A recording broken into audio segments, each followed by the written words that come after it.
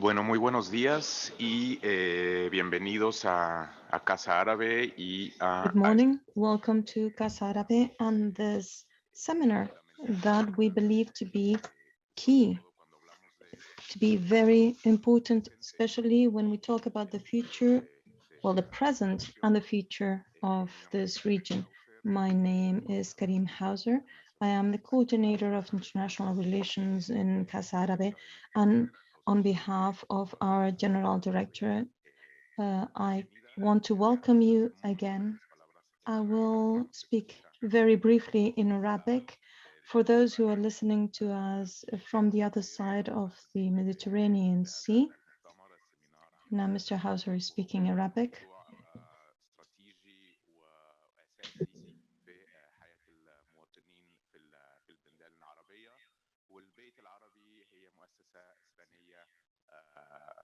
طبعا تركز في هذا الموضوع ونشارك بيكم في هذا الصباح.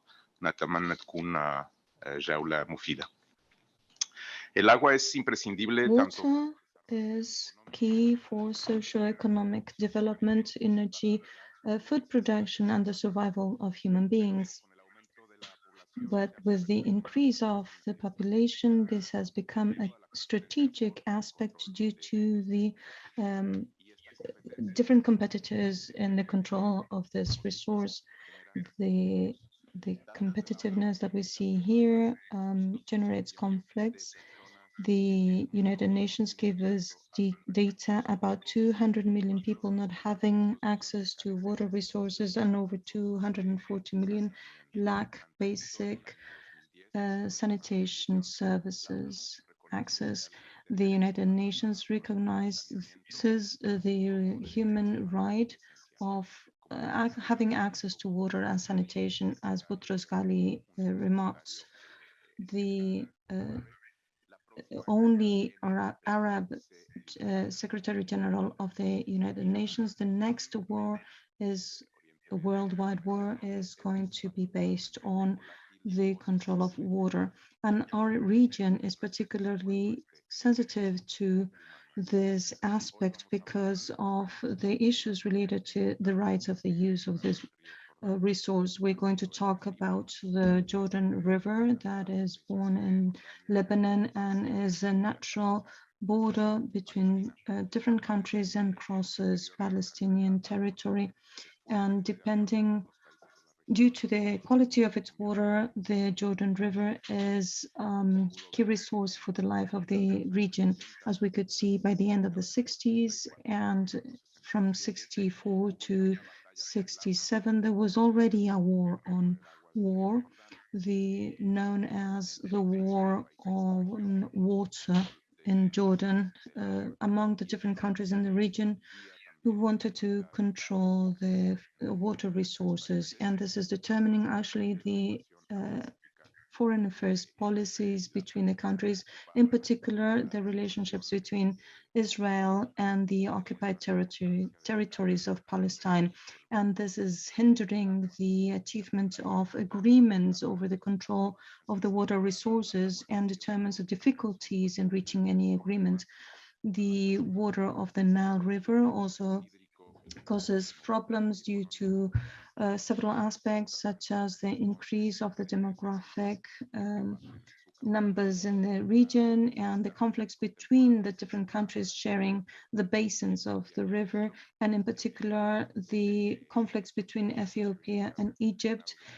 Ethiopia started filling the big embankment of water, and this dam is located at the beginning of the so-called Blue River and has given rise to conflicts between the two countries and could start a war on water that some analysts say that when they start using these structures, the amount of water reaching Egypt would be decreased in 1/3 at least, and this would affect the amount of land that can be dedicated to agriculture and the growth of cattle. And this is worrying the government in Cairo. And now the crisis is still being contained, but as you know, we are living through volatile times, and this is very visible because of the issue in Ukraine and Russia. And this also affects the volatility of the situation between different countries around the world. This within the COVID pandemic context has made us organize this seminar on water as a fundamental human right and intercrossing cooperation element in the region, and is driving us to work and to analyze the issues, just considering some of the factors such as the water resources, the sanitation of the Nile and Jordan rivers basins, and we are also going to explore the implementation of the rights, the human rights to water and sanitation. We really wish this day to be very fruitful, and we thank all of you who are logging in from far away. And obviously, we thank the organizers for this initiative that we're hosting here today in Madrid.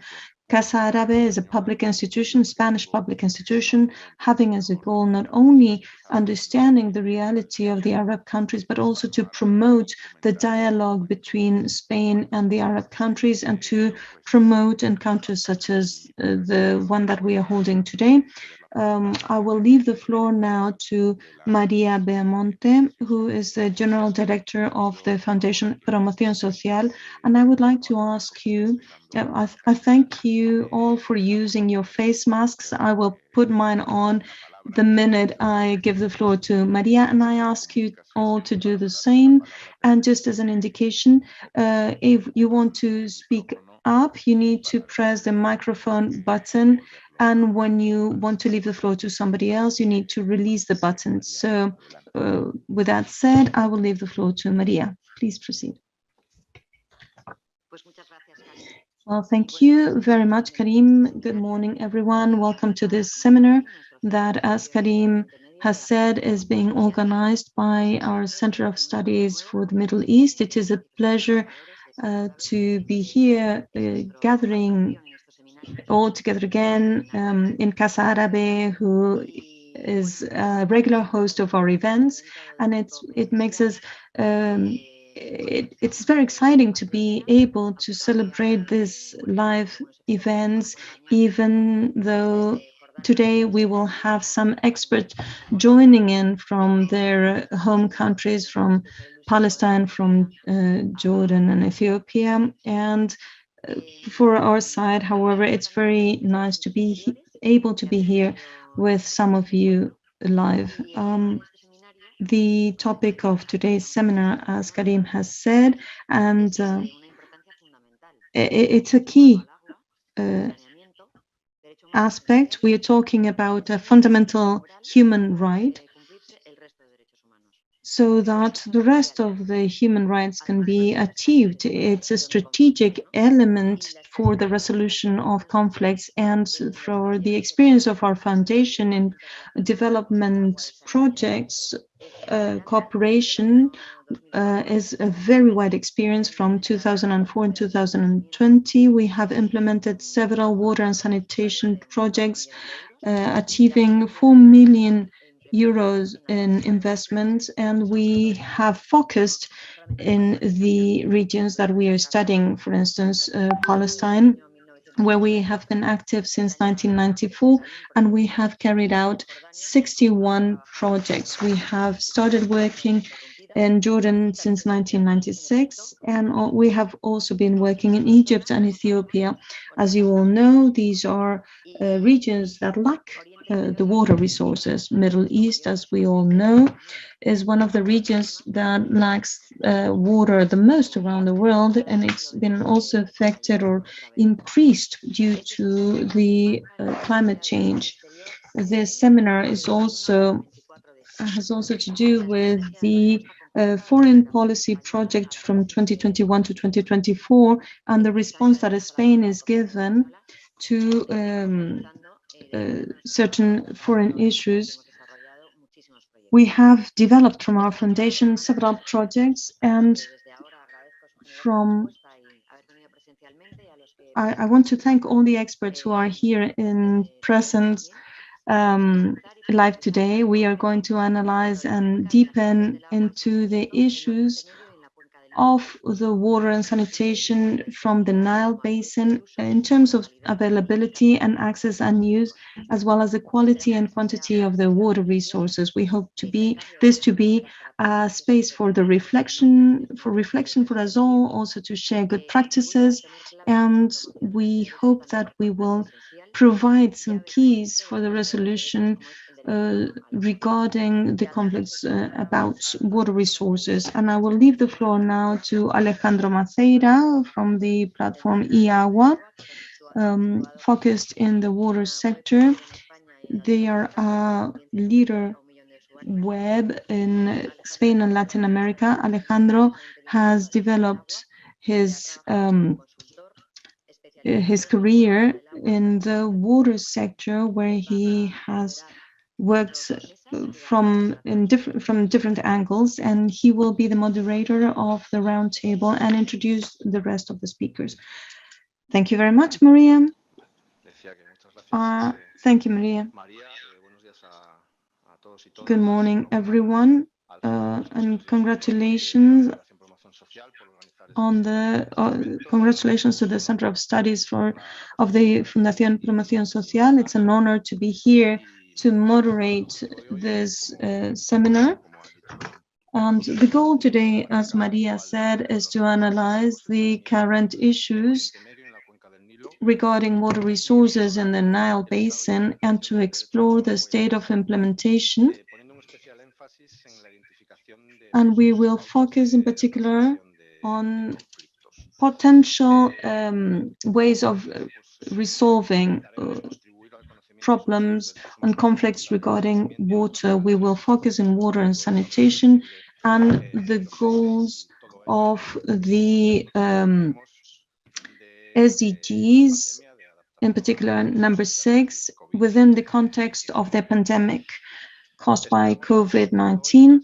We hope that with the participation that we have foreseen for today, we will be able to provide certain keys and key suggestions and good practices applied by different international organizations and public and private entities and civil society organizations. And also we would like to establish the main opportunities, threats, and challenges that the human rights face in this region, in the Middle East and the Nile and Jordan rivers basins. I will explain the structure of this seminar today. We will start with an opening conference, first of all, then we will have two sessions focused in the Nile Basin and the Jordan Basin, and we will wrap this up with a debate where all the actors will be participating. In order to start with the opening conference, we have the pleasure to have here with us today one of the main relevant protagonists, who is Pedro Arrojo, who is the United Nations Rapporteur for human rights and drinking water and sanitation. He's a doctor of physics sciences and has a title by the University of Zaragoza.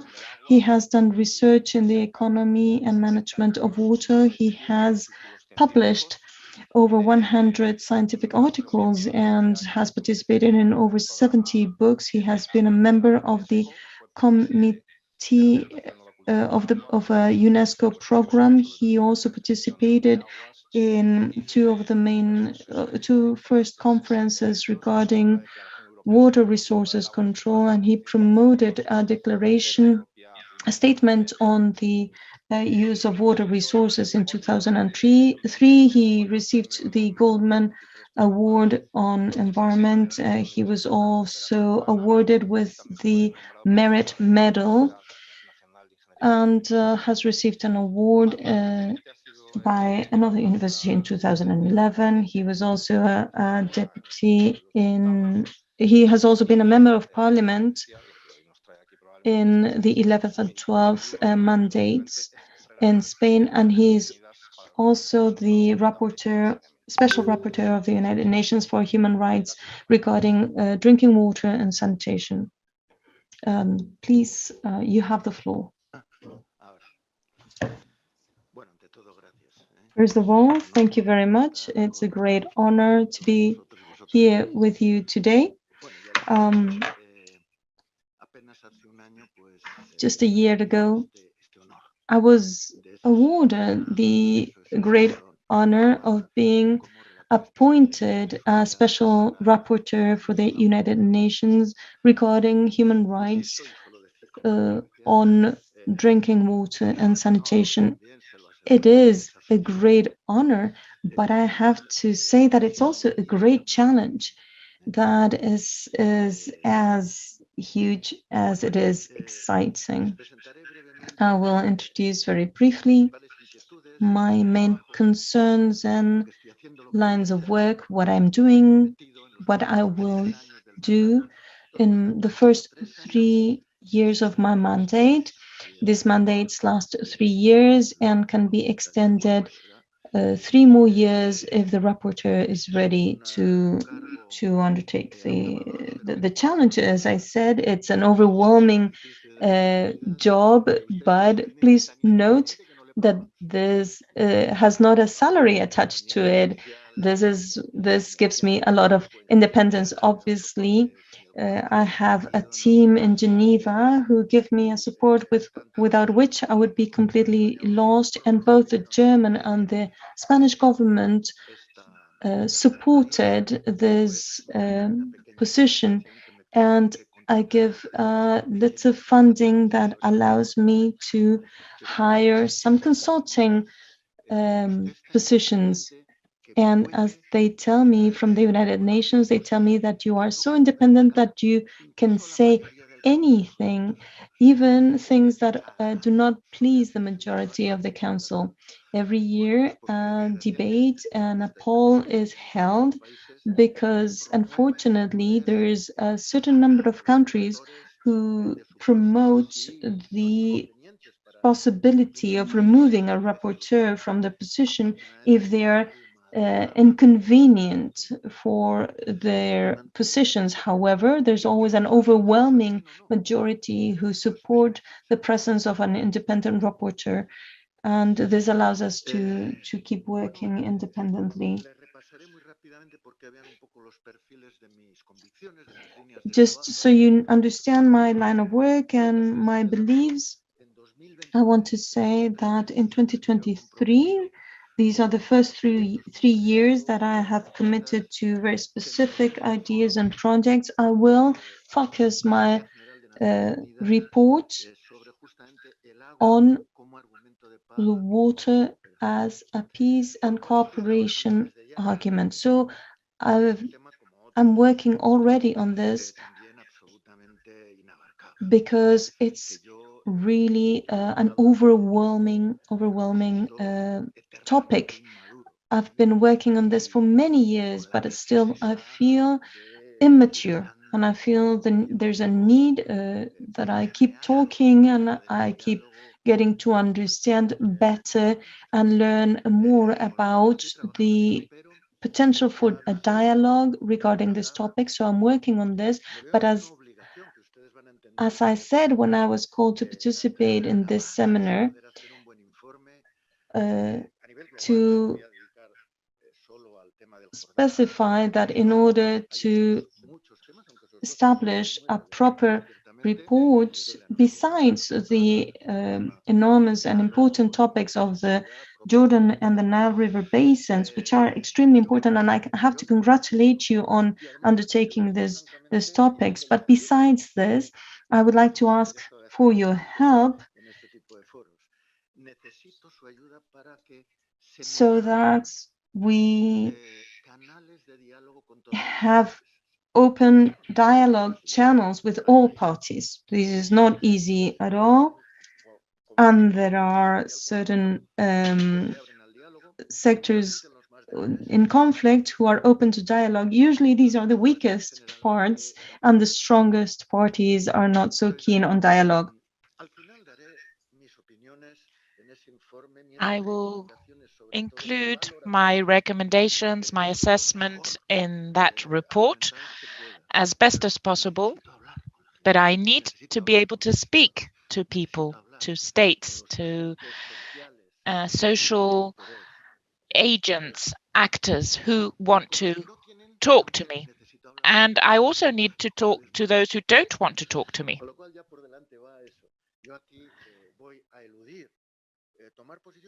I'm not going to take a stand. I might have a personal opinion.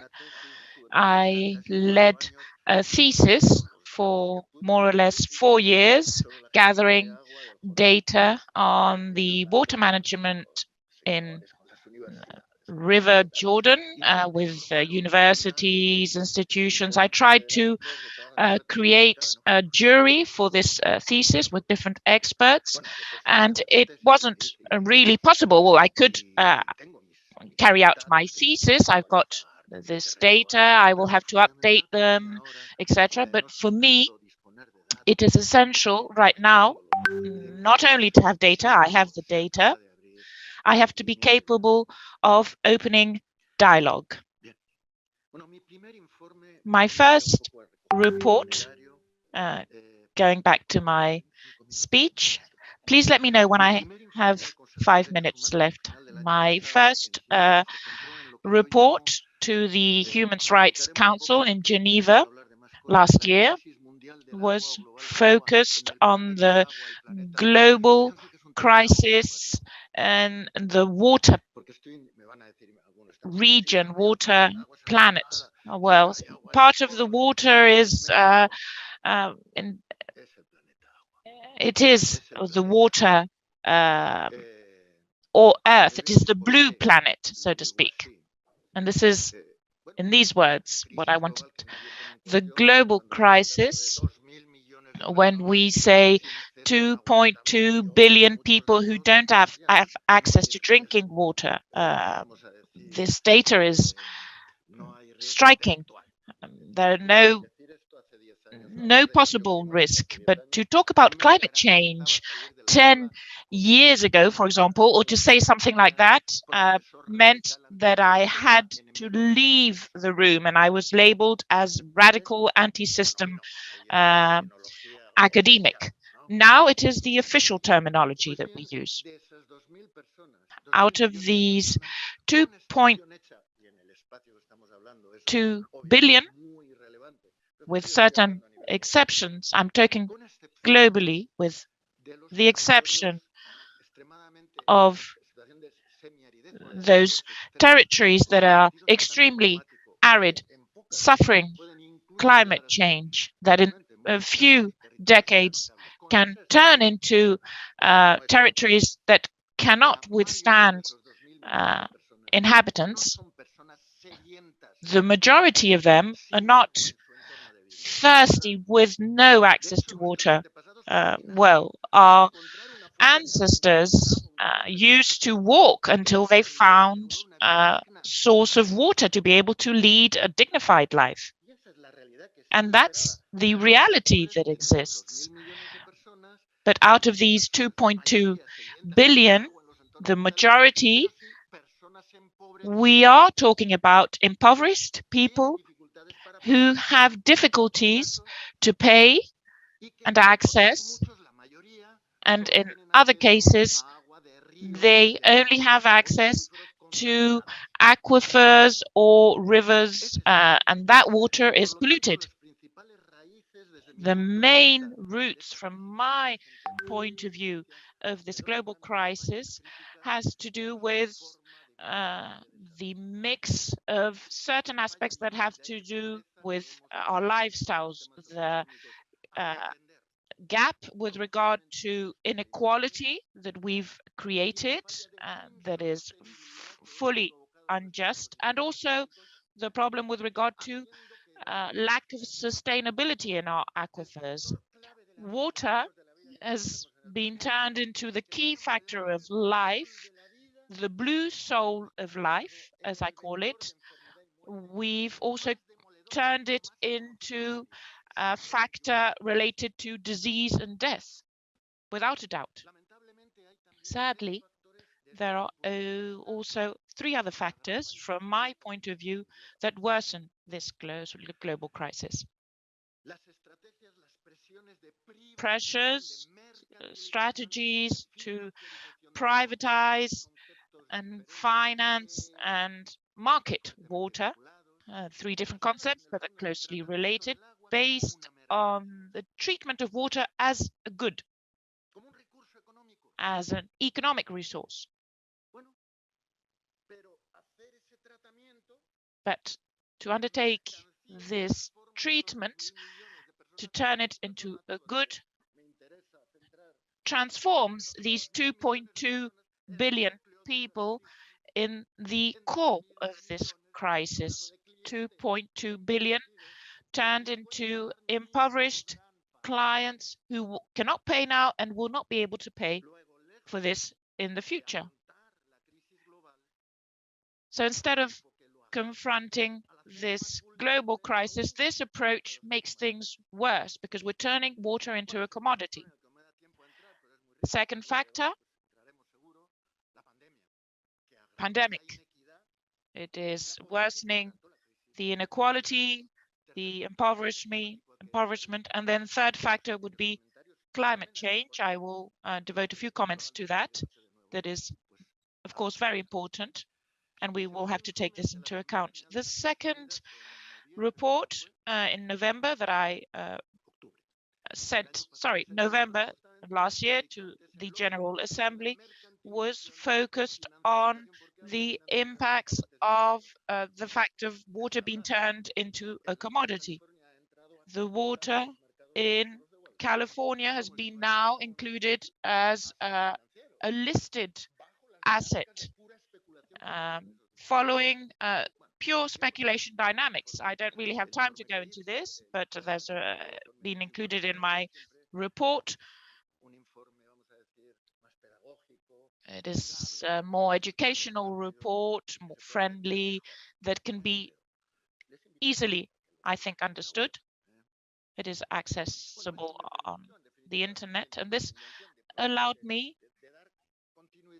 to give continuity to Leo Heller's work, my Brazilian predecessor, that focused on the impacts of the privatization of these resources. This has to do also with the commodification and the financing of this asset. With regard to climate change, I recently published a triple report on climate change and access to drinking water and sanitation to be able to promote the water transition as the main pillar to be able to adapt to climate change, as well as the energy transition is in the center of mitigation.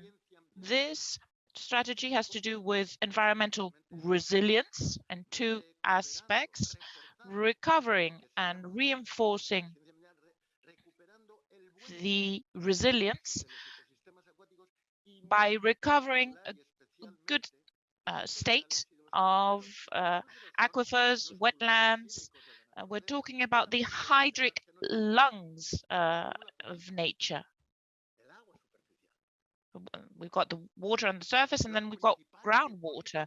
The main water deposits are not in dams.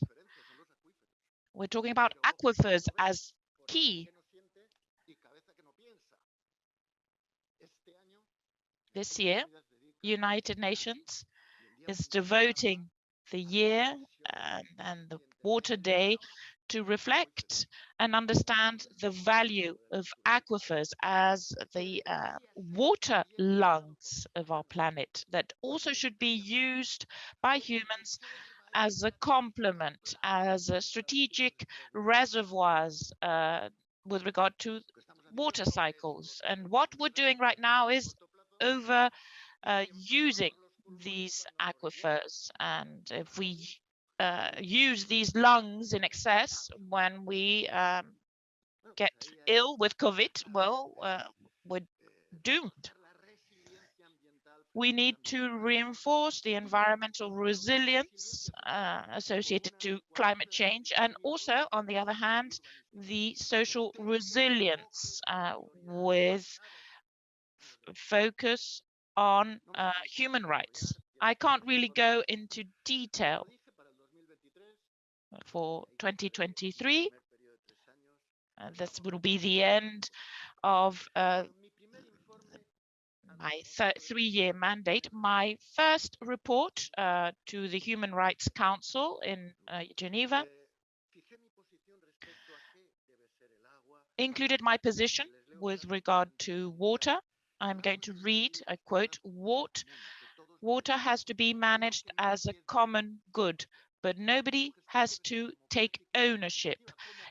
Its management has to be democratic, participative. We're not talking about, it cannot be a commodity. And it's not a car, it's not petrol. Well, you have to pay for it. If you don't pay for the petrol, you don't have petrol. But considering that we're talking about human rights, common goods, it is something different. It cannot fall into this category.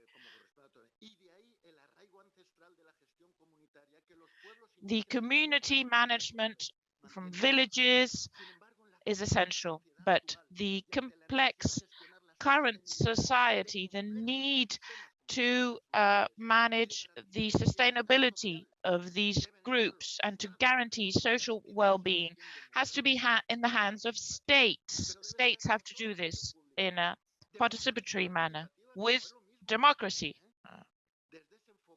From this approach, I agree with the consideration of the Economic and Development Committee as considering water as a main asset for life. In this report, United Nations last year focused on reflecting on the value of water. What is water? What is the value of water? The values, it should be in plural, values of water. Because water is specific, it is multifunctional. Values that are associated to ethical positions. Wood is also a renewable asset. We need to guarantee the sustainability of our woods, of forests. What's the difference in this case? Let's suppose that we know how much water we can extract to be able to respect the water sustainability, or the same for wood. The difference is essential. How do we manage this resource? If we're talking about wood, well, nobody's going to be concerned if I say that the company is going to be selling wood to carpenters, companies, and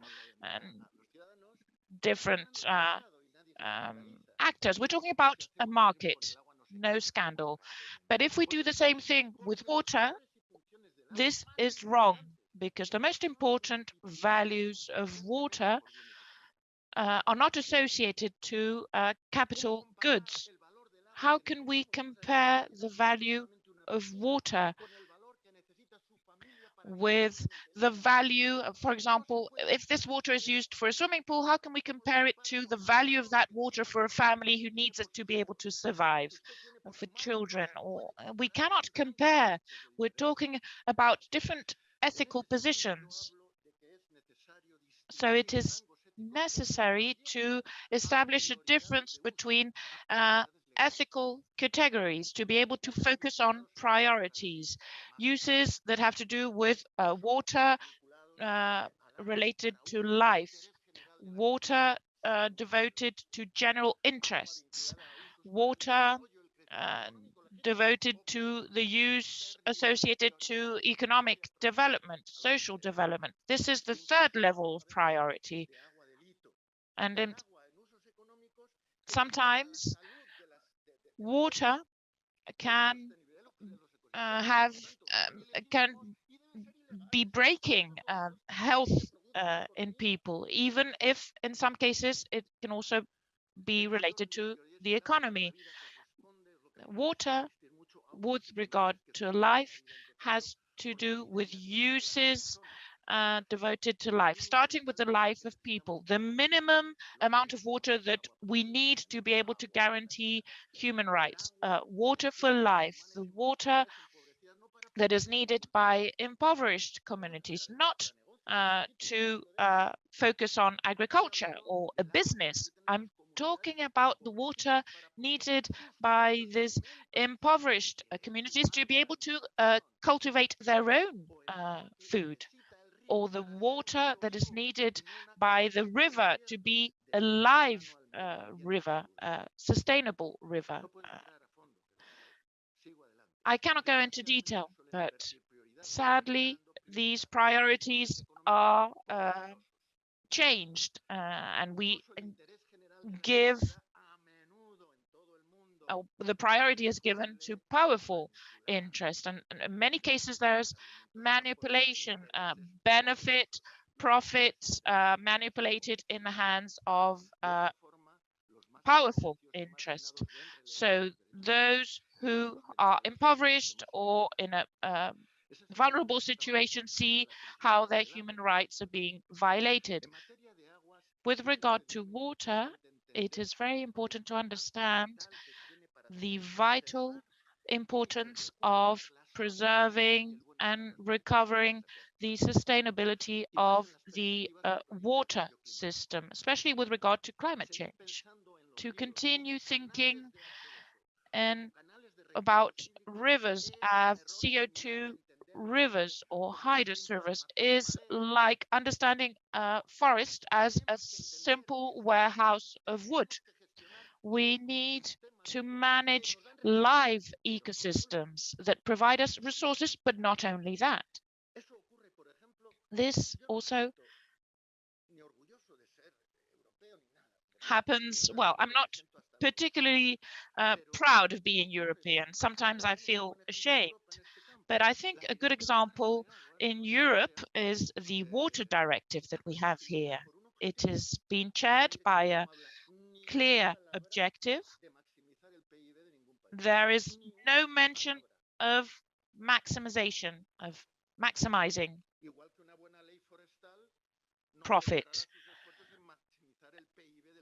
The same goes for maximizing the GDP associated to wood, for example. No, that is not plausible. This law has as an aim the recovery of the sustainability of water systems. It is, in some cases, the expression of the Anglo-Saxon pragmatism. When we're talking about the golden eggs chickens, they don't really care about the chickens. They focus on the eggs, and they have reached the conclusion that they cannot kill the chicken, that they have to take care of the chicken. They have understood that cutting a forest is good. Milking the cow is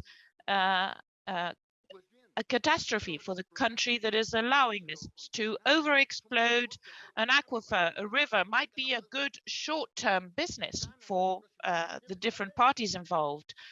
You can maybe win some elections, but you are opening the door to an economic crisis, future economic crisis for that country. Water understood as a pure economic resource that can be owned based on the different market logics. The production value is important, but you cannot prioritize this value. You have to take into account the values associated to life sustainability, the sustainability of communities. Water as a resource, if this approach also is connected to the conflicts that can appear. Who does the water belong to? It's yours. It leads to ownership, or within the borders of a country, or also in across border areas.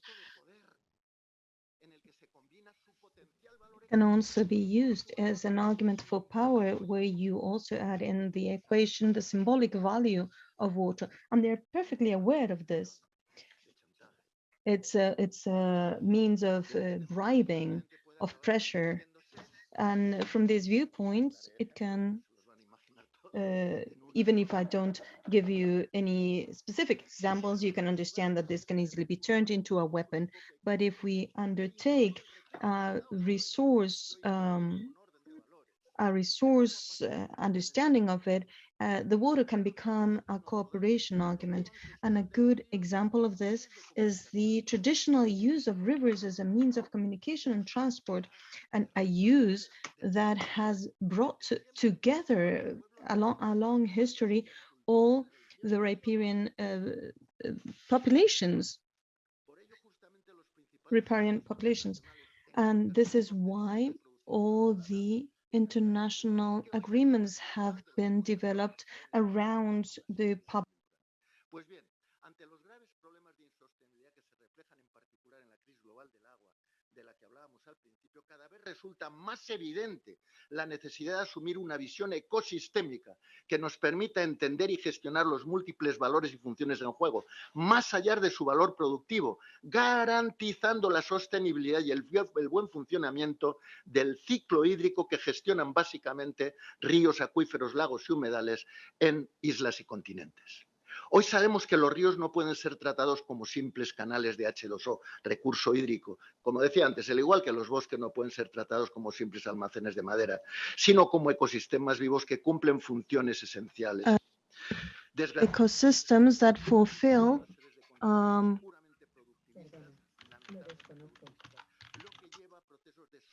which leads to overexploitation issues, including fishing. We don't see this very often, and sometimes this has the fish has become the only source of protein for many populations, including the seabeds, and we cannot dismiss the contribution of the rivers to this protein contribution. We need to have a systemic approach. This is what's happening in many of the most advanced legislations. For instance, the water framework legislation requests from all the European members have a shared management approach to the shared basins. For instance, all the basins around the region of Madrid is also part of the responsibilities of the Madrileña region. Before, it used to be said that before we lose the water through the sea, now we have in Portugal, now we are obliged to speak and deal with Portugal in order to manage the waters of the rivers that we share.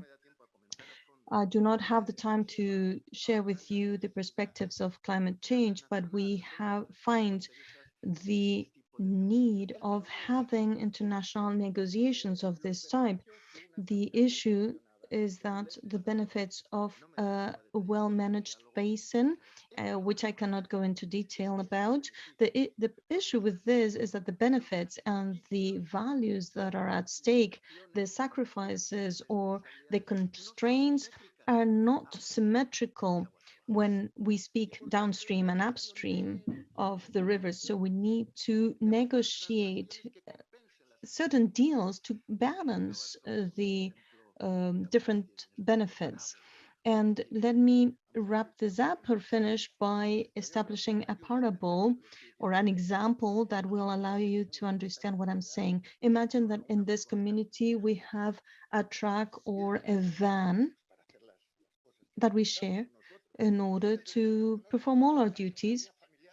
And imagine that I'm very strong and my family is very strong and I have a powerful position, and I say, I want my bit of this van, and I fight with everyone, and you take two wheels and I take two wheels and the steering wheel, and you get the carburetor, and then you take the engine and etc. So what did we get out of the van? We did something very silly by taking this apart. It would be much better if we manage the use of the van as a whole so that it works well for everyone.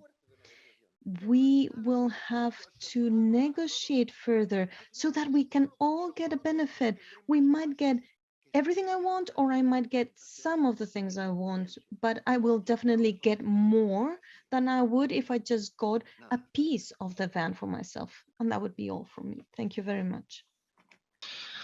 Pues muchas gracias, Thank you very much, Mr.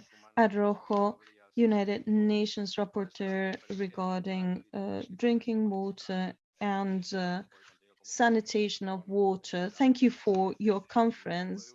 You have definitely kept our attention at all times. And I would just like to highlight some of the points that you have made. I have particularly liked the beginning of your presentation when you called up for the cooperation for everyone so that you can perform your reports, and you have highlighted also the importance of dialogue above data that can maybe define the situation, but the dialogue among all parties and with all parties would be even more important when it comes to solving the conflicts. He has given us information about the access to water and the pressures endured by the water resources in terms of sustainability and by things such as the commodification or the economic views on the water. And he has mentioned how the pandemic has affected also these inequalities with regards to the access of water. He has also mentioned the effects of the climate change and how this can be solved by balancing the effects of this with equity and negotiations. And he has also highlighted the search of the common good. And I suppose that this is one of the conclusions that we're going to see throughout the seminar today. And I would like to thank him again for his presentation, and we hope to have him in our debate later on. We're going to focus right now in the case of the Middle East. Very briefly, I will give you some data that I have gathered from the Center of Studies organizing the current seminar, in order to give you some sort of framework for the issue that we are facing.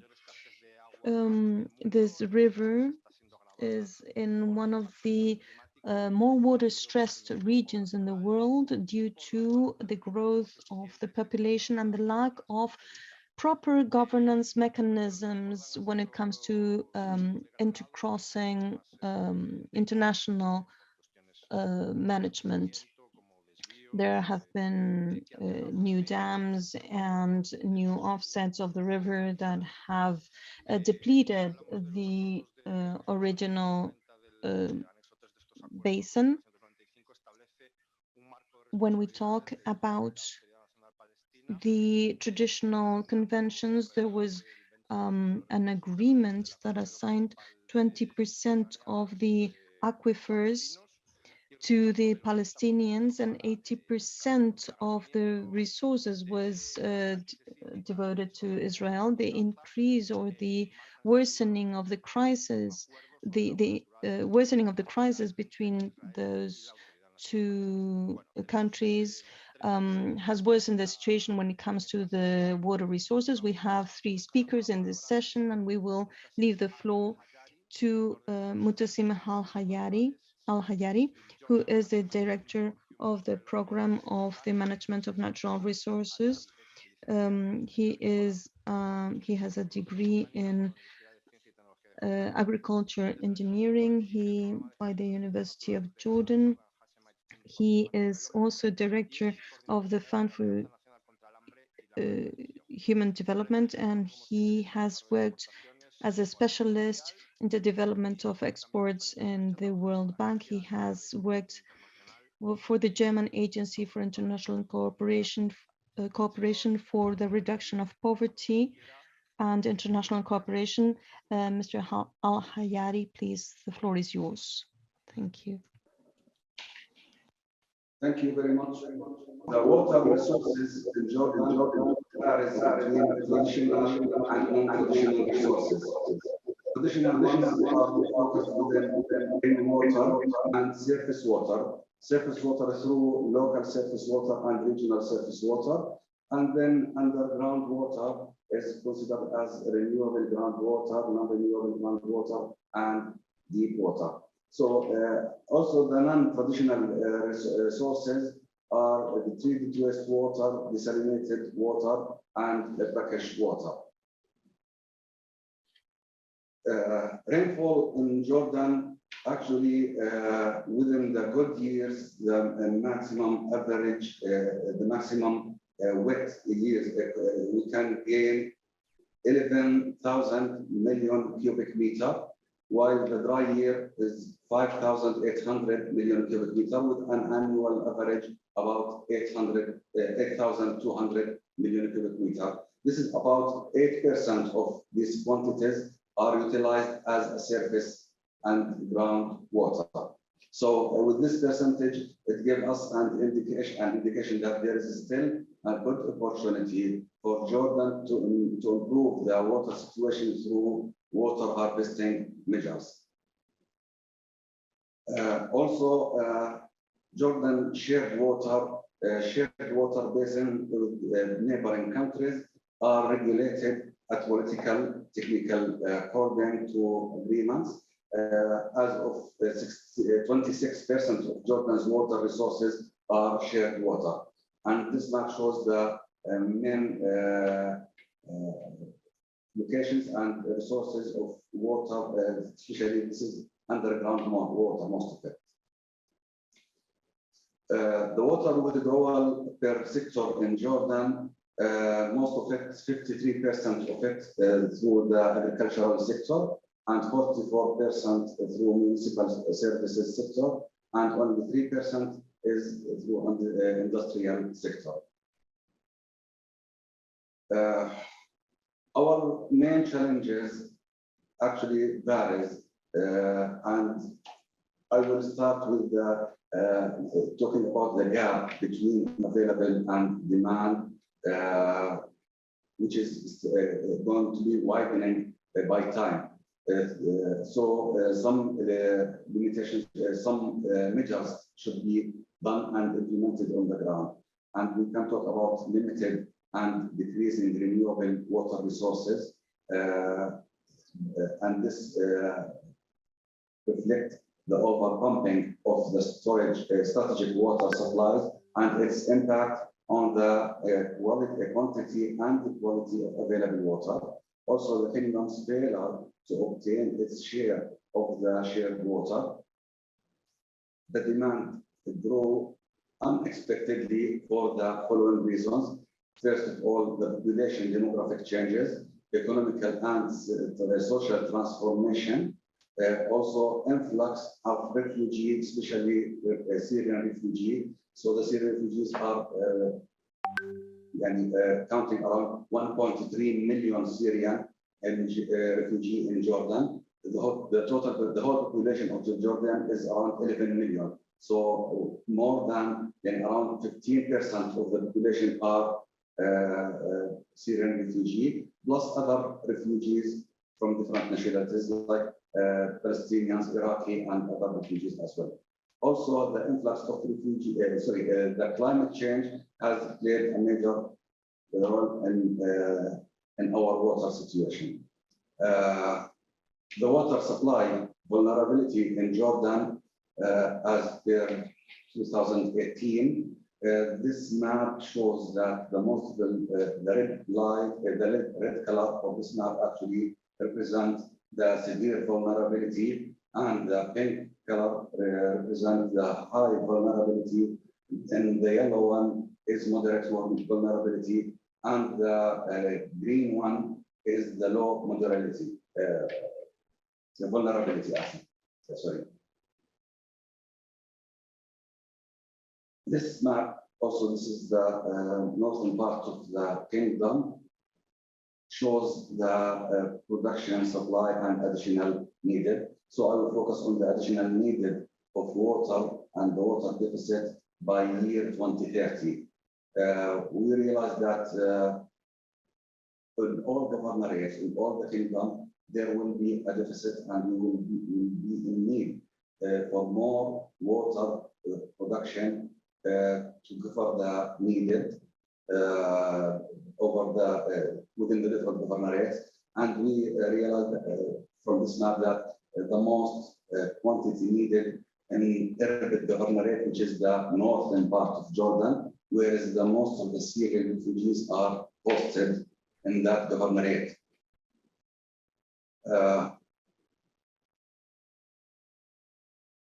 This map also shows the southern part of the kingdom, only 2 governorates, and it consists of the lowest quantity needed. So the lowest may be within Nile and Aqaba governorates, needed by 2 to 6 million cubic meter per year to cover the deficit of water demand. The effect of the climate change, as other countries, Jordan is affected more intensely by this phenomenon rather than contributing to it, as is the case in many developing countries. The negative effects of global warming in Jordan include an increase in the average temperature and the intensity of heat waves. Also, this leads to an increase in evaporation, of course, and which lead to an increase in demand on water in the agricultural sector, especially by 18%. Also, another point is that decrease the rainfall, which lead to decrease in feeding surfaces, surface water and groundwater by 15%. Increasing variation and fluctuation in the temporal and spatial precipitation pattern, which lead to more changes in the severity of drought and floods. Due to the last 2 years, the phenomenon of the flood is starting to be appear in Jordan, and we have lost some people, unfortunately, through flooding over the valleys.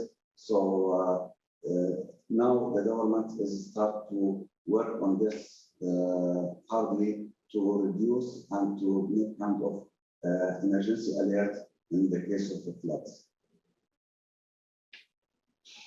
This map actually compare, I would say, the current situation, which is 19 to 60, with the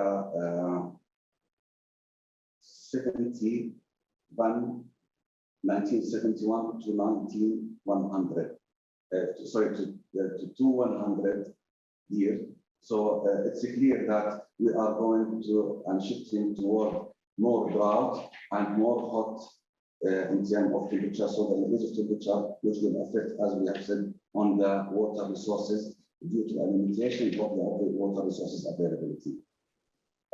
Also, the effect of COVID pandemic has happened in all over the world. So it's clear and recorded that the household water consumption during the third year has increased. In Jordan, it was increased by 10% per month. So this was from 37 million cubic meter to 41 million cubic meter. And this also led to an increase in the monthly cost during this lockdown, around 2.2 million JD on a monthly basis. And for a country like Jordan, this figure is considered as a main and serious figure. We have to work regarding this.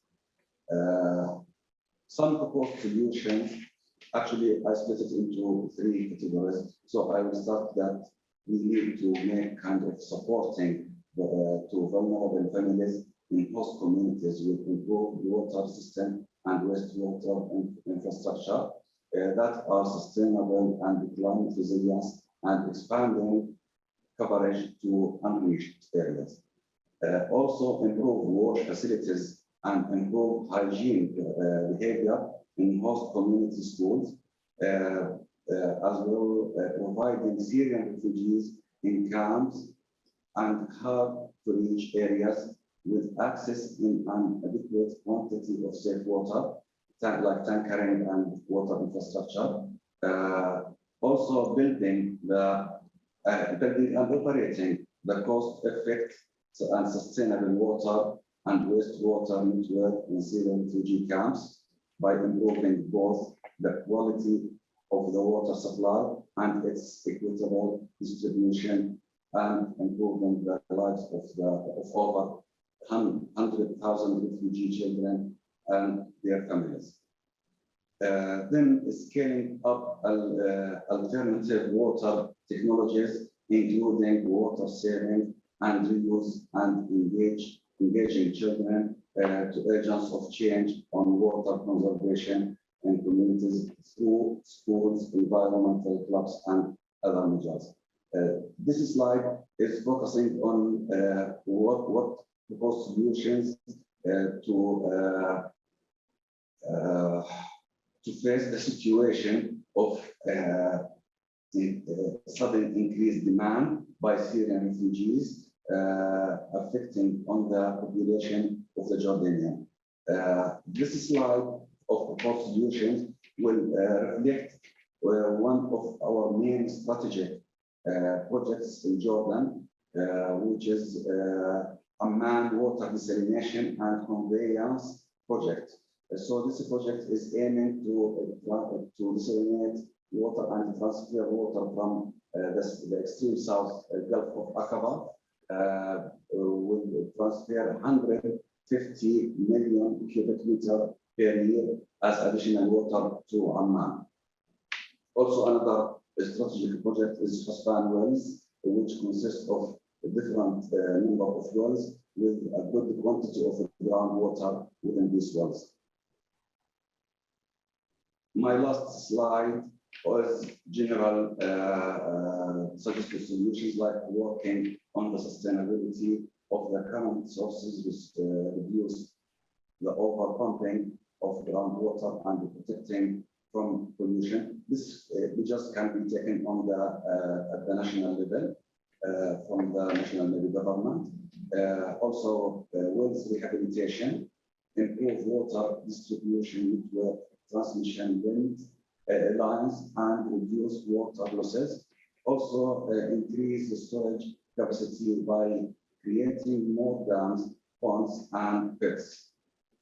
So then I would close my presentation with a statement that we still need to do a lot in terms of facing the challenges Either it was due to climate change, it was due to a political situation within the region, through refugees or any other effects.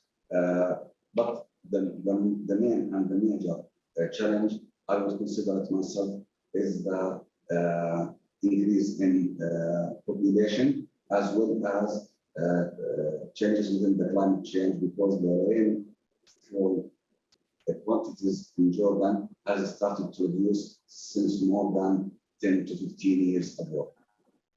Thank you for listening and for this opportunity, and I'm open for any question within the next session. Thank you. Thank you to Mr. Mutasim Al-Ayiri for his presentation regarding the situation in Jordan. We are now going to move on to the next speaker.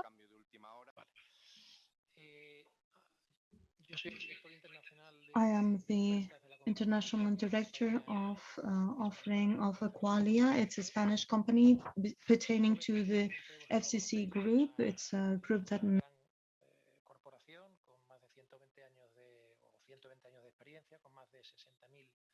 empleados actualmente, operando en 30 países, y bueno, pues es una multinacional con una cifra de facturación superior a los 6.000 millones de dólares. La división de aguas actualmente le aporta unos 1.200 millones de euros de facturación, lo que hace un 20% de la cifra de negocio de la compañía, y en términos de EBITDA, que es un término quizá más directo, pues estamos aportando casi el 30% de la compañía. La compañía está basada básicamente en estos 4 pilares: medio ambiente, agua, construcción y cemento. La parte de agua es la que gestiona completamente la compañía Qualia. Nuestra presencia fundamentalmente es España, Europa, Oriente Medio y América. Bueno, esto es una serie de valores del grupo FCC que están bastante internalizados en nuestra compañía, que es, bueno, pues llevar a cabo toda la gestión de proyectos basada en nuestra experiencia, con una gran innovación y capacidad tecnológica, cuidando el medio ambiente, eso es uno de los vectores principales de la compañía, apoyando el desarrollo local, como luego veremos, con conceptos y criterios de seguridad y salud, calidad, profesionalidad, y con un avance en la internacionalización de nuestros servicios relativamente reciente. Qualia, pues como decía, es la compañía del grupo que se dedica al ciclo integral del agua, como nos gusta llamarlo, y además de eso, pues también tenemos operaciones y mantenimiento y construcción y financiación de grandes infraestructuras hidráulicas, como estaciones de tratamiento de potables, desaladoras y estación de tratamiento de aguas residuales. Actualmente estamos sirviendo en el mundo 30 millones de personas, se nutren de nuestros servicios, tanto de agua como de saneamiento.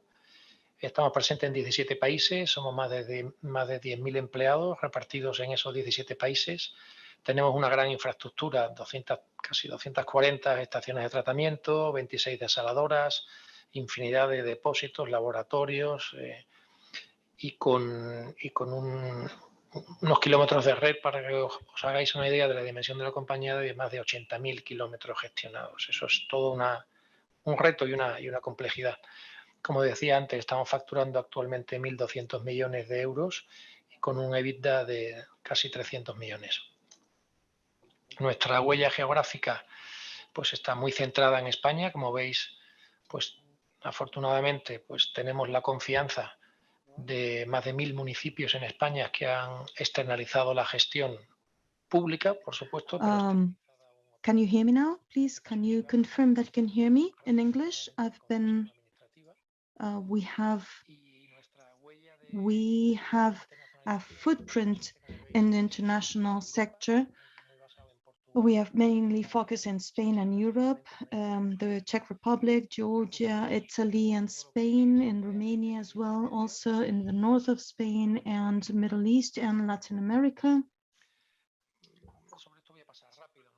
I'm going to go very fast over these topics. Every point that you see there is where Qualia is delivering services in Spain. We have water treatment plants for gray waters, and we have also desalination services in Egypt and El Alamein. We have different networks for the transportation of water in long distances. We have the full cycle of water in Colombia.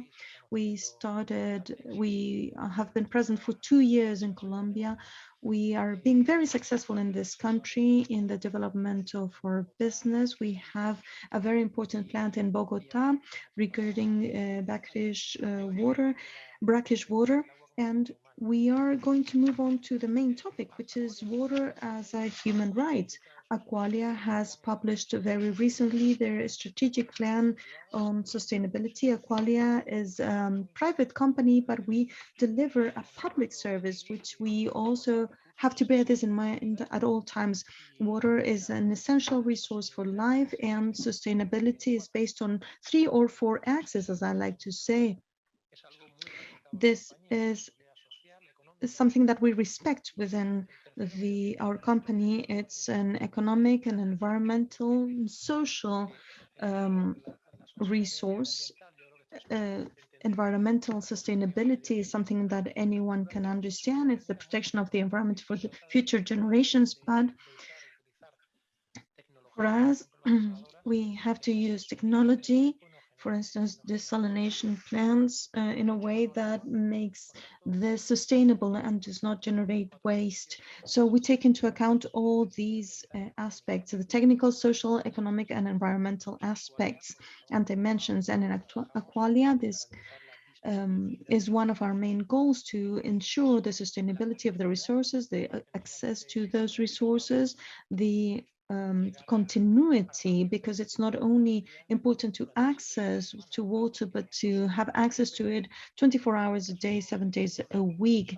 As Spaniards, we are so used to having this continuity, except in some cases of drafts that we have experienced, or some very punctual issues, but we're used to having water pressure, appropriate water pressure when we open the tap. And this is not something that is taken for granted around the world. And obviously we are concerned about quality in the social dimension. We talk about acceptability of our presence and the delivery of our services. We also work with different concepts regarding citizenship participation in the communities where we work. When it comes to the environment, we are very much concerned with the respect of the natural environment and the environment protection. In terms of the economic dimension, we are very much concerned with the affordable prices when public administrations requires our services. I make a study so that I can understand the payment capacity of each of the communities and what price we can reach without impairing the household's economy. Obviously, there are always certain areas of populations that are more vulnerable, and we need to ensure the provision of water without costs. We have subsidies, and the client can be divided into 6 different levels depending on their economic capacity, and there are subsidies or crossed subsidies in order for the most wealthy to help the less so. Every time we implement a new service, we're always concerned about granting access and the payment capacity of the users. Very recently, we have signed a commitment with the International Covenant, and we have become partners last year. And I wanted to mention the strategic plan of the company that has 7 goals, all aimed at the fulfillment of the 6th SDG. taking into account the global impact of our services, aside other goals such as the talent management, the compliance, etc. Regarding the social impact, we are developing different programs in terms of developing mechanisms and social action plans to ensure that everyone has access to our services and water services and sanitation, and also to measure the impact of our projects. The projects that you see on the left, these are rating mechanisms to ensure access to water and sanitation. There's also a social action project connected to social bonds and subsidies and the identification of vulnerable clients. Also, the operator of the water services sometimes has more access to information that is not available to public administrations. We also take into account the measurement of the social impact by external companies in order to assess the water management projects and the impact on the local providers. We aim at building a better society. We are aware that we provide basic services and that the quality of life of the communities depends to a great extent on the provision of the water services. And we want to, at a macro level, contribute to building a better society. We are cooperating with the United Nations. We have published success stories by Qualia.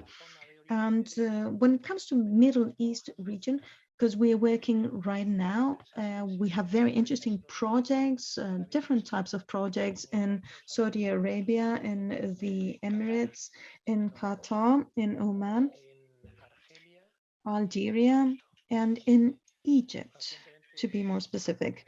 Very recently, just a couple of days ago, Alejandro knows this very well, we have been assigned a very important project in the southern region of Saudi Arabia, in the southern cluster, which is a territory that is equivalent to half the size of Spain, with about 6 million inhabitants. And the project is about turning around the whole management of this resource. There's a lack of water in this region. The inefficiencies are vast, and the management in the area is aware of this. So Qualia for 7 years will try to turn around the whole management of the water services and the sanitation services in an area that, as I said, equals about half the size of Spain. I would like to mention some practical cases of Qualia in Egypt and how we have contributed to the access of water and sanitation in this country. This is a project that has been awarded, has received many awards because of its capacity and quality. We have created a water treatment plant that is serving about 1 million inhabitants. We finished building it in 2013. It was the first project that we had as a PPP project, which was already a very important turning point, milestone. And the administration back then, due to different circumstances, they thought of counting on a private company in order to develop the region, the New Cairo region. This was the first PPP project, and it established sort of a culture of trusting a private operator in order to manage a service that has always been public. This infrastructure is public, but operated by a private company. The issue that we encountered was mainly environmental. There was a lack of water and a great pressure due to the pollution because of the density of the new population of the New Cairo area. Besides this, there was a need of using resources for agriculture purposes, and there was a high rate of pollution coming from the 1970s and around the Nile River, and the new Cairo water treatment plant is using a high level mechanical and technical systems in order to purify the water. So we carried out a study and we presented this project to the United Nations for the PPP projects, the impact on population, on the environment, and the benchmarking with the companies that were already working there. There was a clear impact of this project. There was the transfer of certain risks, not all the risks, and this is why the private operator is in place, because the administration wanted to transfer some of the risks to this private company. We had to fund these infrastructures for the long term, and the evolution of the financial market is absorbed by the private company, and the rate is fixed for 25 years. Also, the administration, on the other hand, is solving the problems of the irrigation. The improvement was very clear. The improvement, the human health improvement was clear. The increase of the agricultural productivity was also remarkable, and the pollution has been reduced in the waters that are directed to the Nile. And this has to do with the impact analysis that we carry out. We are taking into account 17 variables. We are not a traditional construction or building company. We are improving the quality of life of citizens at a given point, at a given place. This is a very important project, also due to the dimension, because it's one of the biggest water treatment plants in the world. It's also in the Gaza area and has a capacity of 6 million cubic meters of water a day. It could even provide services to 10 million people, because it's one of the biggest plants in the world. I have to think about 10 times my city, which is Seville, with one single water treatment plant. This was a main technological challenge and also a scale economy challenge. The purification technology and the desalination technology is very much scalable, and we could provide solutions to the issues of the region with this sizable water treatment plant. This project has been mandated by the government of Egypt and supported by the African Development Bank, and it came to solve the problem of the pollution in the west margin of the Nile River. This was a situation that was known by everyone since the 1970s, and a body was created back then, which was the General Organization for the Execution of the Water Treatment Project in the Great Cairo. And it's also called CWO. You can see the size of this plant at the bottom of the screen, and Qualia is concerned with the creation of employment when we undertake projects. In 22 years, we have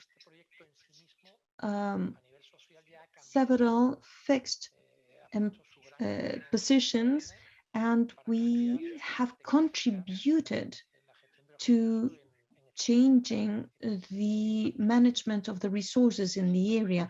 This impact is very important, not only to give access to the water treatment services, but also the creation of employment is remarkable. Another interesting project very near Cairo, it's in El Alamein. This is a new plant that was assigned in 2016, awarded in 2016.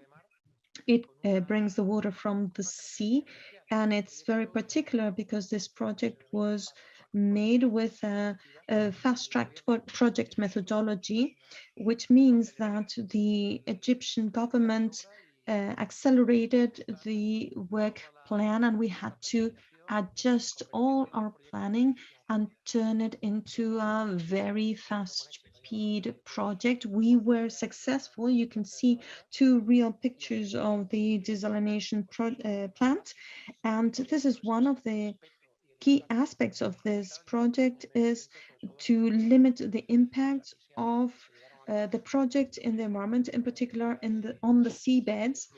So we made different studies about the salt or content of the water so that it didn't affect this part of the coast of Egypt. And regarding a different aspect, completely different aspect of our project, is it has to do with the sustainable irrigation. We created an MOU to ensure the access to water for the irrigation of agricultural for crops. The main idea is to free 150,000 hectares for crops that are aimed at feeding mainly the local population, and the idea is to build deep brackish plants of a medium size, small medium size, and to establish a very technified network in order to favor the industry of agriculture in the region. The social impact when this is accomplished is clear. There's a guarantee of feeding for food for the population. And with this, I just wanted to give you a broad view, the approach that we have from our company through different infrastructures in order to ensure the rights of the population. If you have any questions later, I will be very pleased to answer. Thank you very much, Mariano Blanco, Director of International Tenders at Qualia, for sharing the vision of this global company, how it can contribute to through corporate social responsibility towards SDGs, and also to tackle challenges associated to water scarcity and water pollution. Thank you to everyone. Thank you for being here. We are going to continue with the seminar. We are going to go back to one of the speakers of the first session, Isaac Serampark, the Director of the Agricultural Development Association, who's going to be talking about Palestine. Let's hope that the technical problems have been solved and we can enjoy his presentation. So, Mr. Isaac Zeidan, you have the floor. Yeah, hi everybody. My name is Isaac Zeidan, working with local NGOs, Palestinian local NGOs, mainly dealing in rural development, which means farming at the end of the day, farming.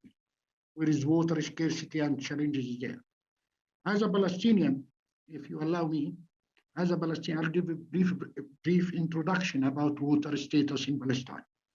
So in Palestine, we do not have a problem of water availability. It's a matter of accessibility. We are denied from our rights. We are not given the rights to utilize our resources. In Palestine, there is a surface, historically, I would say, there is a surface water and groundwater. Surface water, merely Jordan River, which is shared with Jordan, with Israel. But since 1956, 1956, there is an agreement to regulate the utilization of this service water for the river itself. And Palestinians denied they are not access to their rights on that. If we have this right to access our water share in the Jordan River, which is 1.2 billion cubic meter a year, that will be we will be a rich country in water. So it's a matter of accessibility and right to access. This is for the surface water. Recently, when they delay the water issue, according to Oslo agreement with the Palestinian and the Israeli, they delay the issue of water to the last state, to the final solution. But there is an article for that related to water, which is called Article 40, which is put a huge limitation on Palestinian access and utilize the water resources in West Bank and Gaza. We have in the country here a lot of aquifer, but we are not allowed to go for these aquifer. So they violate even what we agreed on. For Gaza, it's more worse there. They hunt our water, they trap our water. So most of the water in Gaza is fully saline, brackish. It's not, from quality perspective, it's far away from the WHO. It's not suitable for human use, for domestic. So the idea, this is from a supply point of view. Supply, as a local NGOs, we're working with farmers without the support of FPS and who believe in partnering with BARC for the prosperity, for the development in Palestine, like FPS. We have a lot of activity related to the supply side of the water issue. Ensuring additional water resources for agriculture. This is one of the challenges we have in the country here, how to ensure, despite the fact that we have an annual rainfall precipitation. We are not a dry country. We have a good precipitation, but due to climate change, there is some shift nowadays in the precipitation, in the pattern, the distribution itself. So we used to work in BARC in the supply side to ensure to harvest conventional and non-conventional water resources. That means treatment and reuse, where FPS, they partner in BARC on that since 2004. How to treat, to collect and treat wastewater for the agriculture sector. That's in the supply side. So, and of course, water in the supply side, there is what we call it national career line by Israeli, who's linked Palestinian community users and the Israeli to the same national career line, which is Makarot. We call it a company, it's Makarot there. But in the supply side itself, they used to cut off sometime water from Palestinian community as a collective punishment in certain cases. In certain cases, not a usual practice.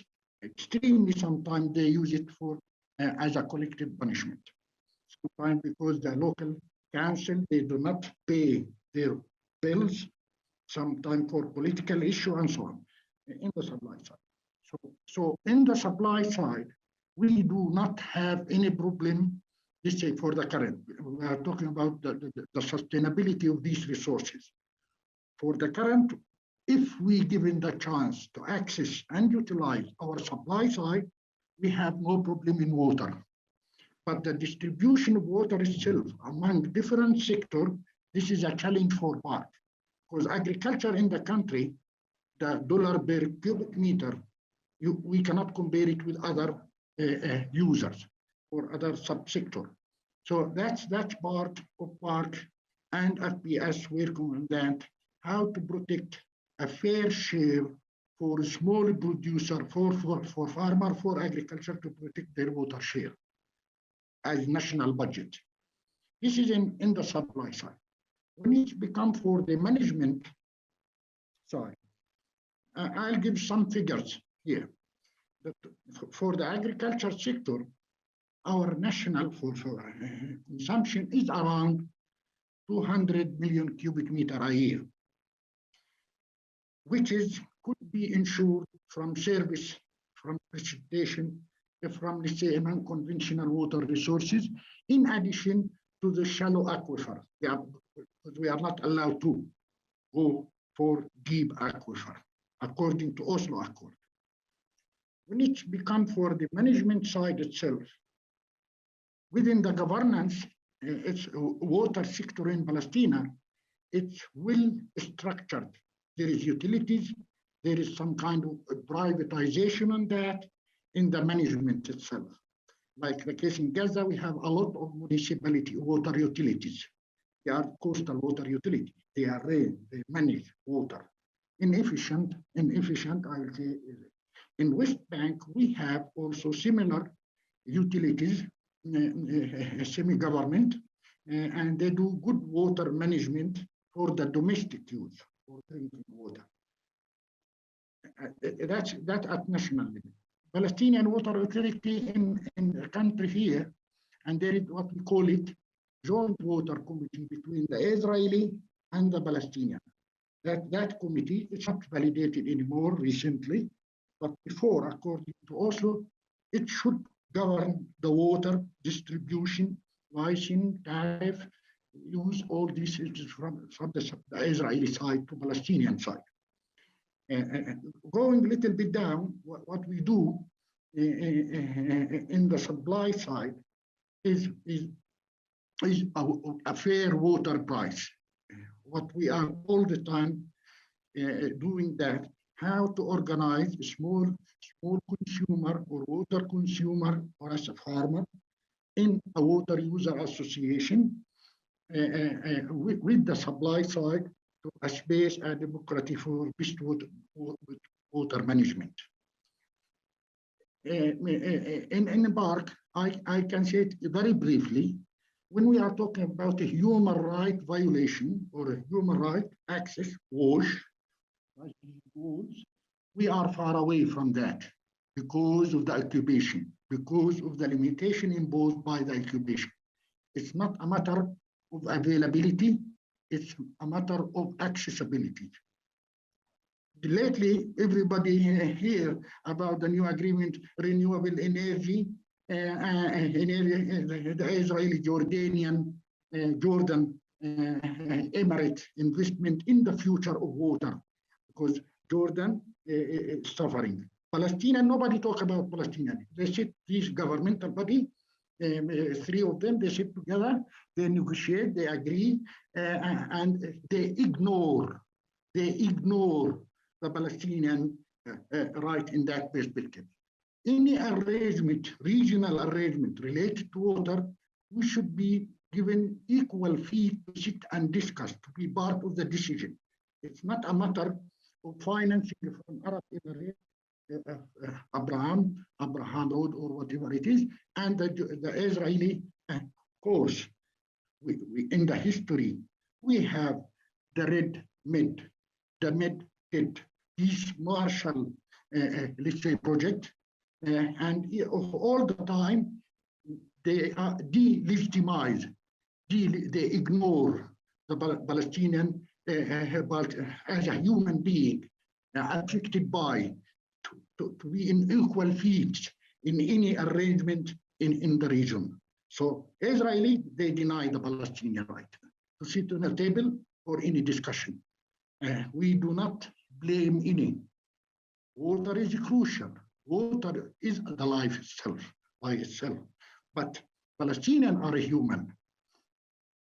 The water consumption in Gaza for drinking water, according to the World Bank, it's not a human area to settle in.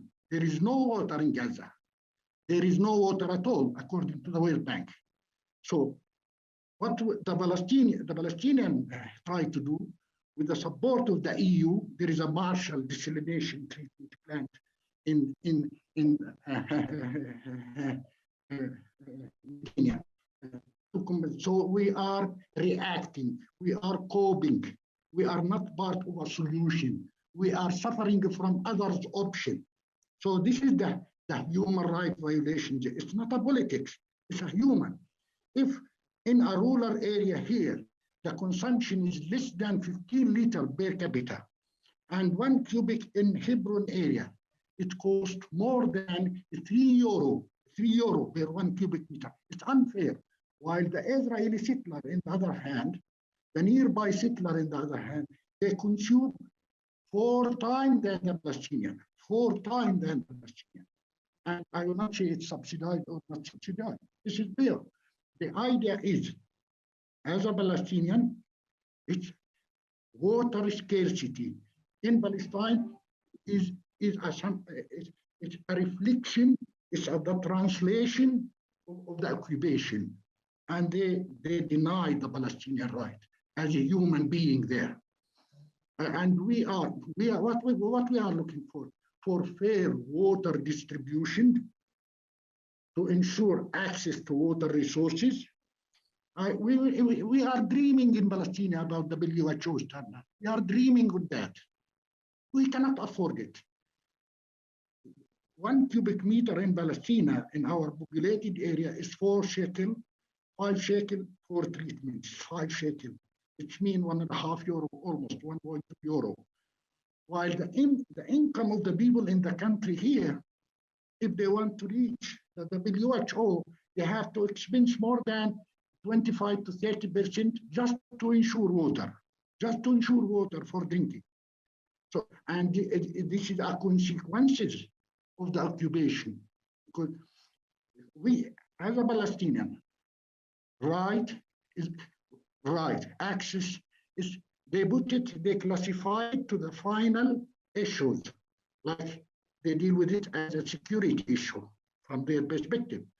We deal with it as a survival issue, as a human need, as a human right. But they deal with it for Israeli as a security issue, their national security issue. And they compare it with the refugee issue, the Jerusalem issue, the five issues for the final settlement.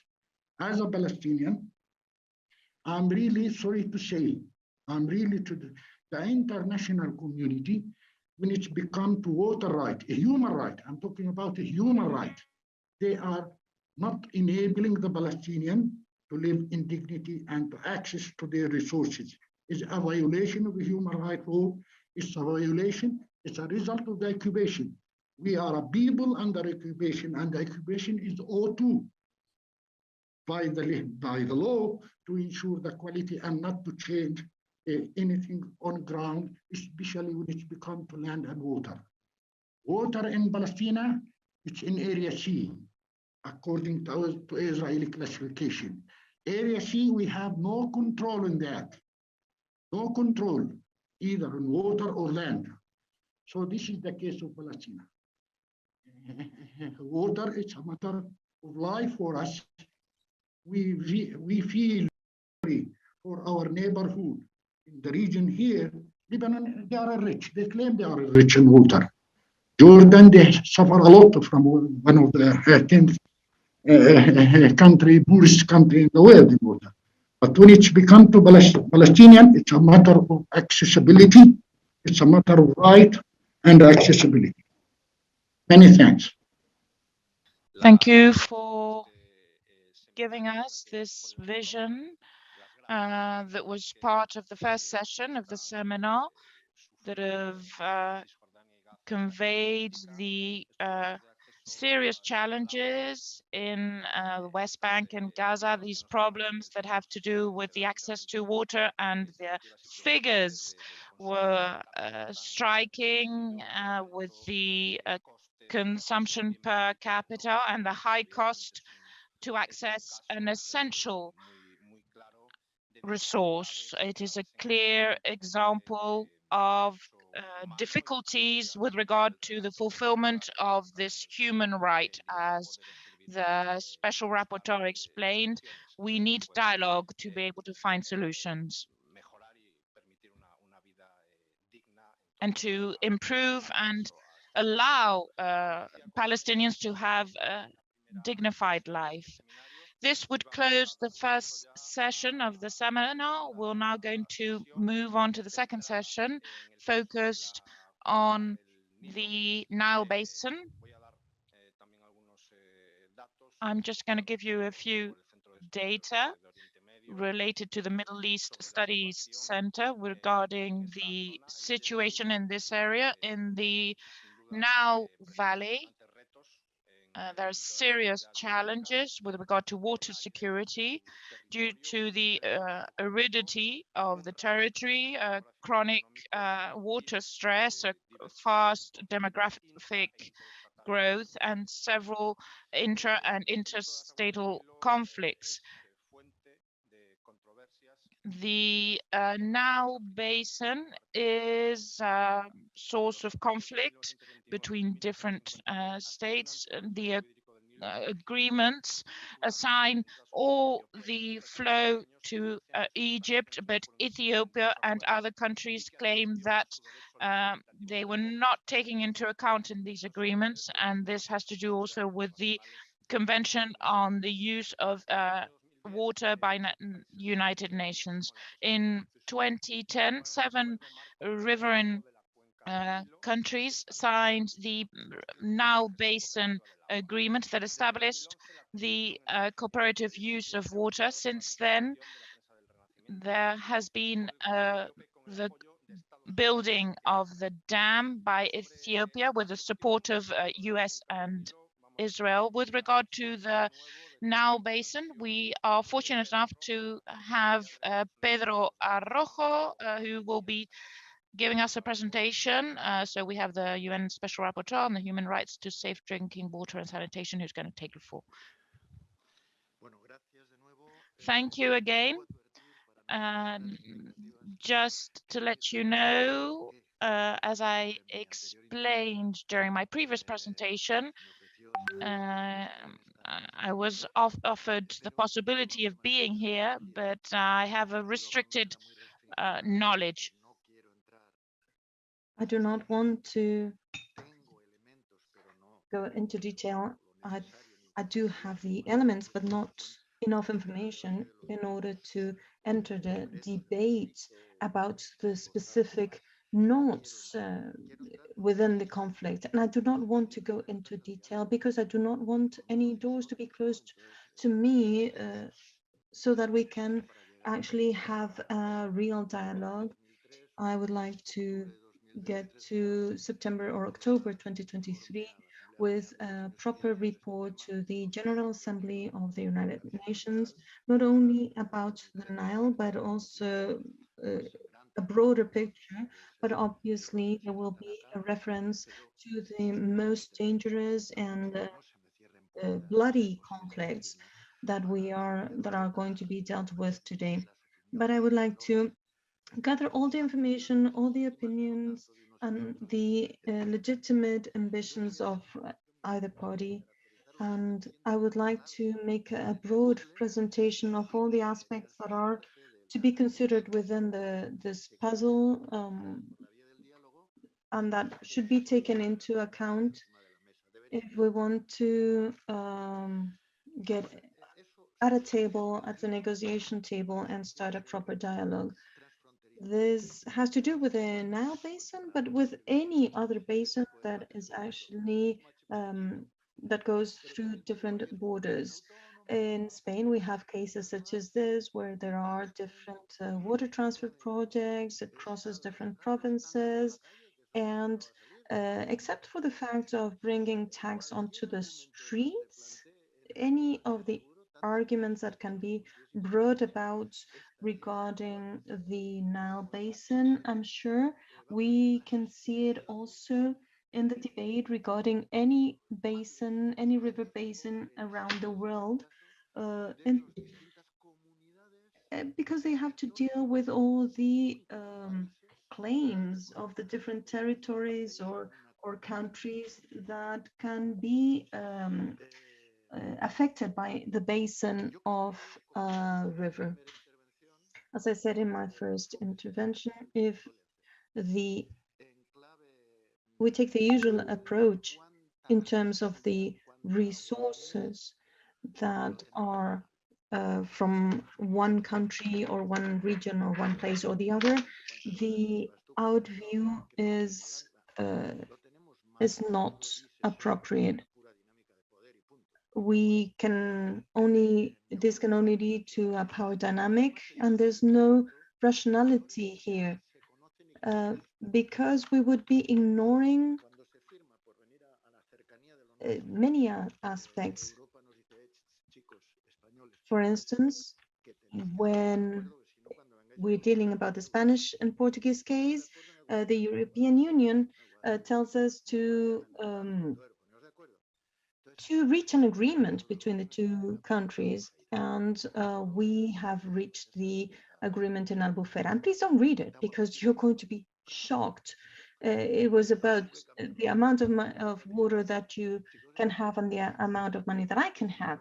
It's really shocking, because this is not about the number of trees that you can keep and the number of trees that I can keep. This is about satisfying a sustainability of a system. The criteria is completely different, because with the initial agreement, Spain could use the water that they were assigned at any time and simply dry out the river, dry out the Tajo River, according to the statements within the agreement, the provisions of the agreement. For instance, within the in the summer period, we could really dry out the whole river. It didn't make any sense. So right now, we know that there are other values that we need to take into account.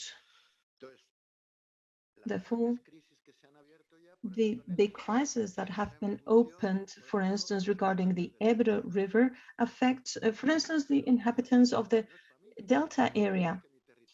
What they want is not to have more or less water. They want their area to be sustainable, to keep existing. And then you have the inhabitants from the Pyrenees area, and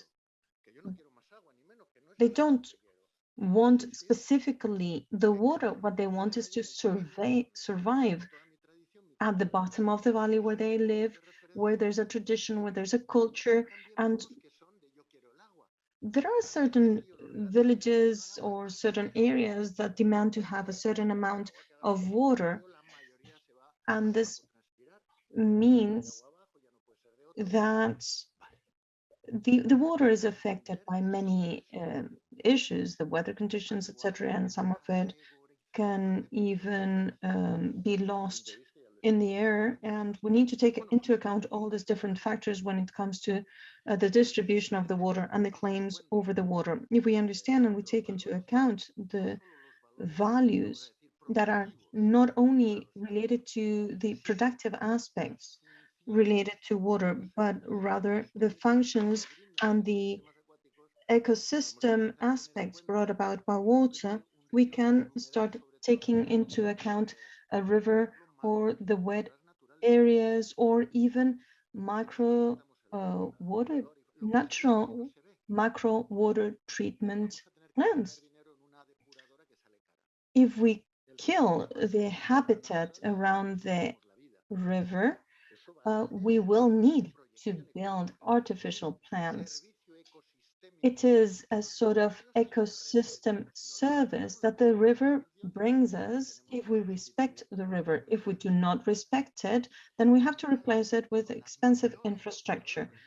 The wetlands are the greatest water treatment plants, with natural technologies that are far more developed and sophisticated than the ones that we can develop.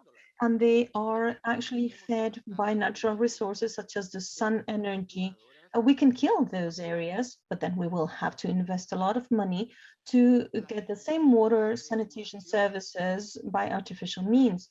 The way that we can transfer, the way we can use the aquifers or the wetlands, we can build them artificially, but they're expensive and they have a certain different impacts on nature. If we break this balance in nature, well, we will see economic consequences. Rivers are not only water that goes down. These are the sediments and nutrients that are transported by the water and affect the life around the rivers. For instance, not so long ago, we learned that the fisheries in the Mediterranean basin depend on the rivers.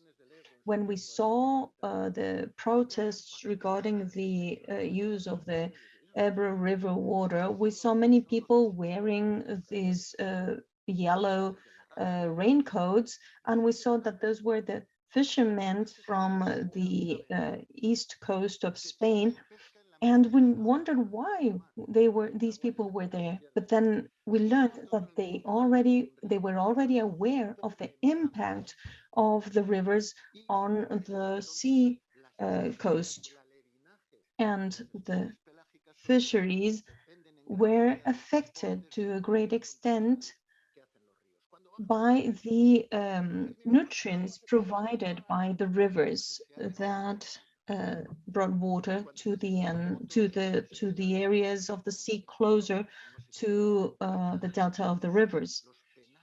We can see the water coming from the rivers, and we can see that there's a direct correlation between the life of sardines, for instance, and the nutrients coming from the rivers. Before, we didn't know all these things, and now we know them. So the European Union, in the framework regulation, they established that we need to preserve the good condition of the rivers and the water ecosystems, including the deltas and the sea coasts. As it happens, most of the sand on the beaches comes from the erosion, not from the waves, but from the contribution from the rivers. Most of it, sometimes even up to 90%. So if we collapse those solid fluxes, then we will see our beaches disappear. This is already happening on the Mediterranean coast in Spain. We need to bring more sand onto the beaches, and we have to bring it from artificially to our beaches that are such a valuable resource for tourism. But we have seen that in some beaches we can see the rocks, and when they interview people for the news, they tell us, the people in the area tell us that the sea takes the sand away. But before, the sand used to be brought back by the waves, but this doesn't happen anymore. And when the rivers do not interact appropriately with the sea, there's no replacement of the sand that used to stay on the beaches, and then we see the loss of the deltas. And there are many people, many inhabitants that are affected by this phenomenon. So this type of issues, we are now aware of them, and people are starting to know, and people are starting to claim the ecosystem interactions. I will not go into more detail because we do not have so much time, but if we want to consider all the factors involved in the good condition of a basin, we will realize how complex this is. It's not only about the amount of water, it's about the working of the river. It's not about just telling everyone we cannot touch nature. It's about what the effects of our actions are, and take into account the sensible claims and the expectations of the population, because at the end of the day, we need to establish balancing negotiations. For instance, as Palestine said, we need water for life. This is a priority, and this needs to be included in a legislation because it's connected to human rights. how much water is included in the human right for water. 70, 80, 90 liters per person. But this can vary depending on the cultures, on the weather, on the climate. If you can shower once a month or once a week or once a day. It depends on personal hygiene standards, but not above 3% of the water we're getting from the rivers. Can we really talk about scarcity in order to justify the lack of access to drinking water? No, and we are being shameless. We can talk about overambition, but not about water scarcity.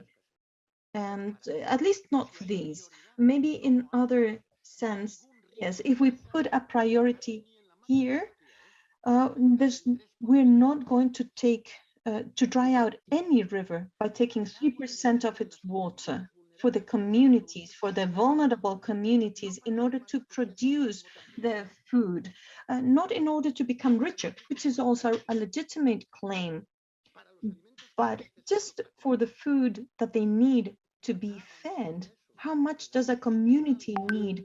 The traditional crops, what the poorer people needs, and not to go beyond that and to enrich the populations or to gain more wealth. The amount might depend on the location, but we are never going to dry out a river just by asking fair claims. This has never happened in history, for a river to be alive and to fulfill the needs of the populations. Then if we talk about other aspects like quality, like heavy metals, or the needs that the industry has, then we are adding more factors. But if we just go to the basic human rights and we do not respect this, we will not be able to fulfill the needs of all the people who are in need of drinking water and sanitation if we don't start by considering that we can provide them with this 3% of the water from the rivers. If we do not avoid the overexploitation of the rivers, for sure there won't be enough water to fulfill the human rights of the people. If we do not understand that human rights are interconnected, and this basic human rights should be ensured by the international law, then every population has legitimate ambitions regarding the water.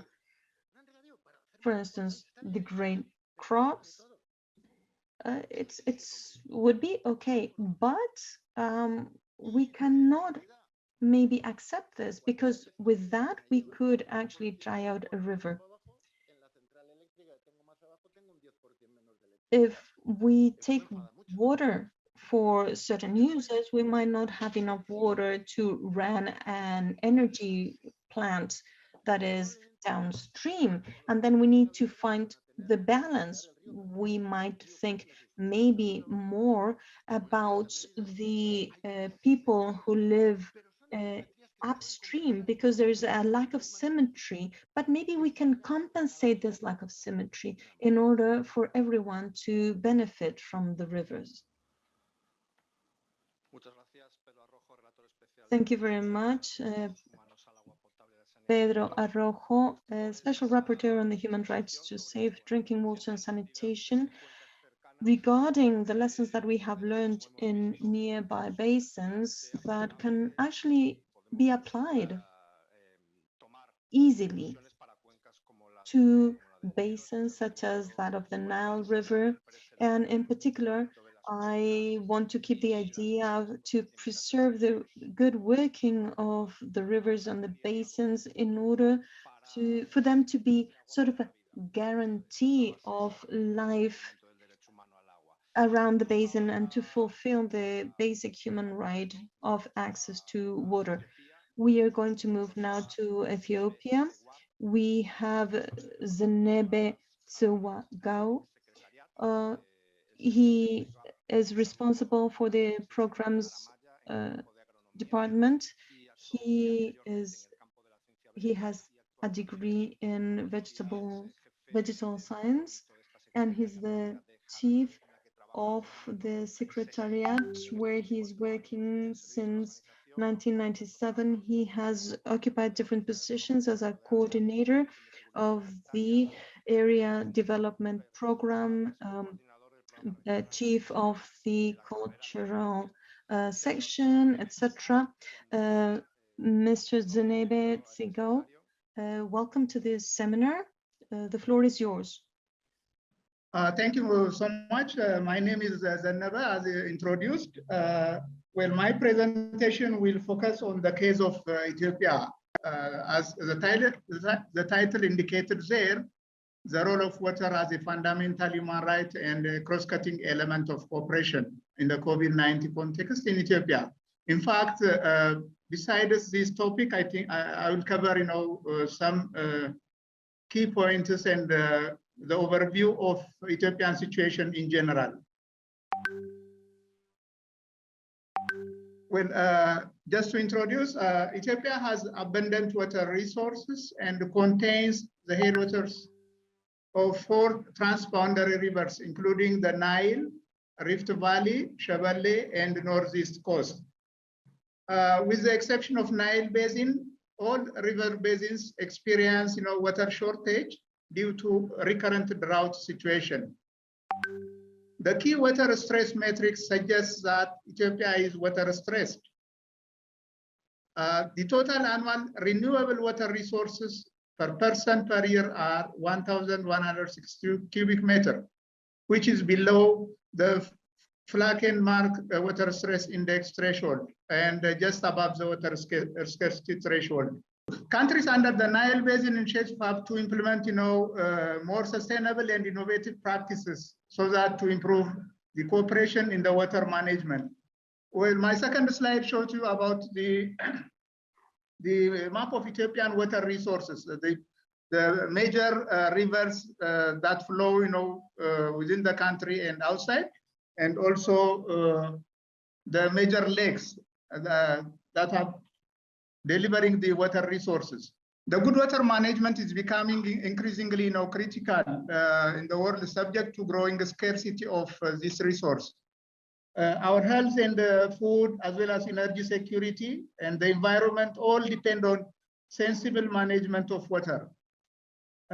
Only wise use of this finite, vulnerable resource will enable us to respond effectively to the new emerging challenges, such as the climate change, and assure that future generations can have enough water. When it comes to the water sources in Ethiopia, I would like to present the unprotected source first, which is open pond, river, springs, and lakes. When it comes to the protected sources, the shallow and deep wells are there, hand-dug wells, developed springs, dams with infiltration gallery. The other is the management aspect. The water resources are principal asset for development in the Nile Basin. The current problem of water resource management and sanitation in the Nile Basin is a governance crisis in many ways. This can be described as weak water institutions, conflicting or overlapping of structures, defined legislations, weak law enforcement. As I said, these are some of the governance crisis. This has resulted in a number of socio-economic and environmental problems. Well, the role of water as a fundamental human right can be described as human rights to water and sanitation was explicitly recognized by the UN General Assembly and the Human Rights Council in 2010. The Sustainable Development Goal established by the UN in 2016 states that ensuring availability and sustainable water management of water and sanitation for all by year 2030. Therefore, access to water and sanitation as a fundamental human right is expected to be addressed for all by the year 2030. As I said, the water as a fundamental human right can be described as access to sufficient and continuous water to cover personal and domestic uses, which is essential for drinking, washing, and other activities. Again, access to safe water supply for drinking and domestic use will prevent the threat to persons including COVID-19, and to help maintain the well-being of the population. Again, access to water within safe reach for all groups of people, with emphasis to persons with disabilities, women, children, and the elderly. Affordable water services to all nations will avoid individual or group from being denied getting the service because of their financial incapability. This is just to describe water as a fundamental human right. When it comes to the Ethiopian context, although the rate varied from one area to another, in our country, 41% of the population has got access to safely managed and basic service drinking water. 7% of the population is still with access to safely managed and basic service sanitation. 8% of the population is practicing improved hygiene behaviors. This is, my source is the UNICEF report in 2019. A significant percent of existing water sources are, non-functional. The main reasons for the malfunctioning of water supply systems are weak community level water supply management, high operational and maintenance costs, lack of supply chain of spare parts, and technical limitation of service providers. Again, with regard to the role of water as a cross-cutting element, I would like to describe, water scarcity threatens the health and development of communities around the globe. Climate change is intensifying the problem, pushing governments to find more innovative, collaborative ways to address water stress. The basic components of the action to prevent COVID-19 pandemic are water and sanitation facilities, basically hand washing and hygiene education. COVID-19, as you well know, is a global phenomenon affecting nations without their economic status. Well, many nations, including countries located within the Nile Basin, are cooperating to minimize the transmission of COVID-19, as we well know. Developing water resources to help prevent COVID-19 will be considered as a fundamental ground for cooperation between the Nile Basin countries. The effect of lack of access and availability of water with regard to the Ethiopian context is basically women, school-age children, elderly peoples, and people with disability are the most affected community members. As you have seen in the picture, there are children who are obliged to fetch water, and women as well. The main transporting mechanism is their bag. They carry on their back, and also they use donkey for the transportation. The effect is expressed in terms of traveling long distance, exposed to sexual violation, extra time investment which can be used for other productive activities and to take care of their children. There is also an incidence of getting attacked by wild animals and school dropping out for the children. The challenges related to access and availability of clean and safe water refers to limited resource for developing water sources, extended drought situation followed by groundwater depletion, inaccessible location or topography, and limited soil and water conservation interventions.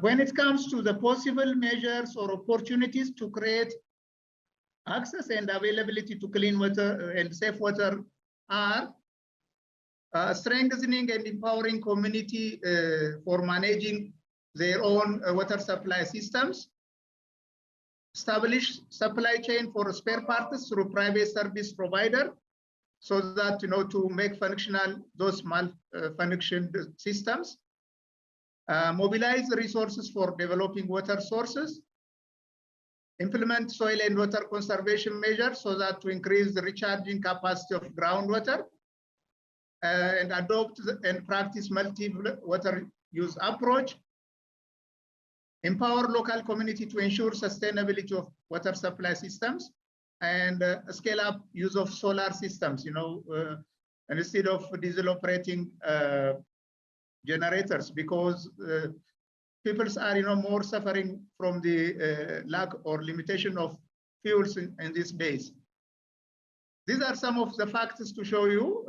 There are people who are waiting for to fetch water, and with the resources that we obtain from potential donors and volunteers, we developed water supply schemes, and so that the community can be able to access clean and safe water.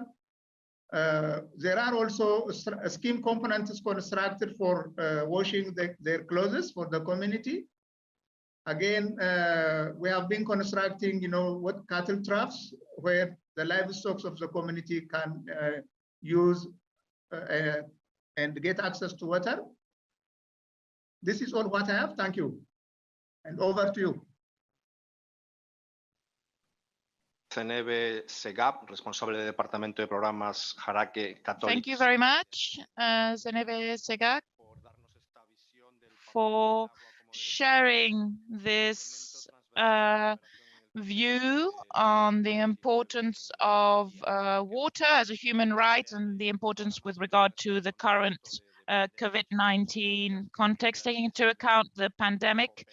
The need to collaborate is essential to be able to minimize the impact of the pandemic, but also to be able to use water towards development in economic terms and social terms. We will now close this second session focused on the Nile Basin.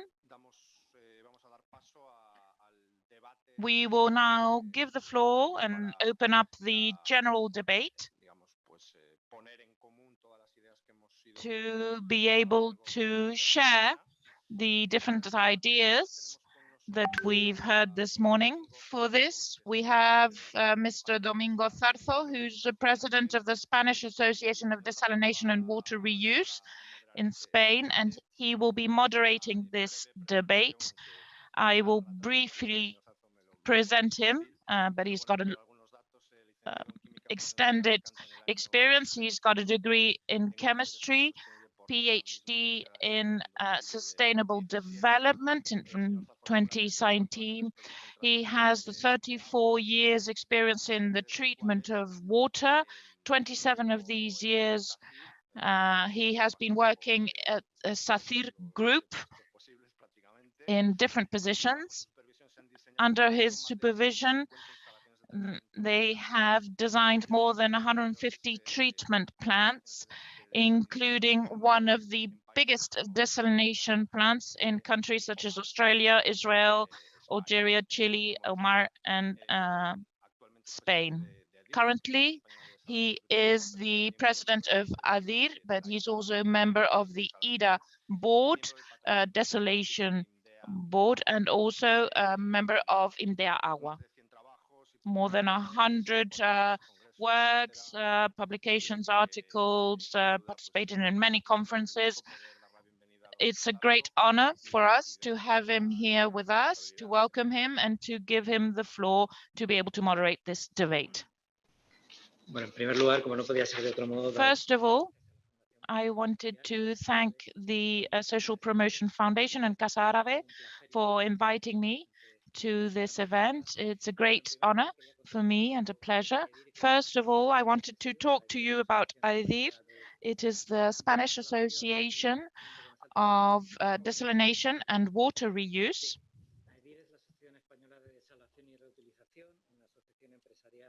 It is a corporate association.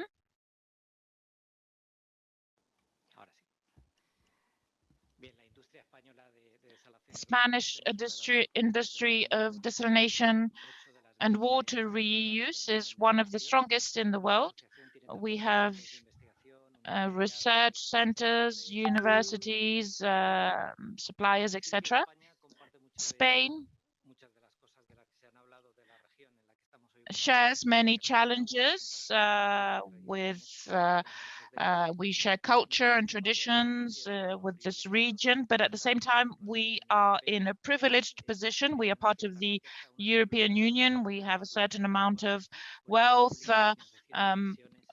Water is publicly owned. And just to give you a few figures, our colleague from Palestine has called about €3 a cubic meter. In 2021, the price here in Spain was 1.95, and we have a domestic consumption of 128 liters per inhabitant per day. And with regard to the use of non-conventional means, we are one of the number 5, in installed capacity with regard to desalination. Spain is in an infrequent situation with regard to agricultural use. It is a small percentage. In other countries, we're talking about 21% of desalinated water devoted to agricultural use. We have currently our dams at 44%. And if we have no rainfall, we will probably have restrictions in April and May, and long-term restrictions are also expected. I just wanted to give you these figures. First of all, I wanted to launch a question and then to have a global question for Pedro Arroyo. I don't know if he has time. I just wanted to ask him a quick question before he leaves. How can we share sustainability and environmental protection with covering the needs in countries that have to provide drinking water, protecting the health of the populations? We don't have it is easier in Europe, but it's not that easy in those countries where there's a scarcity. How can we make these two aspects compatible?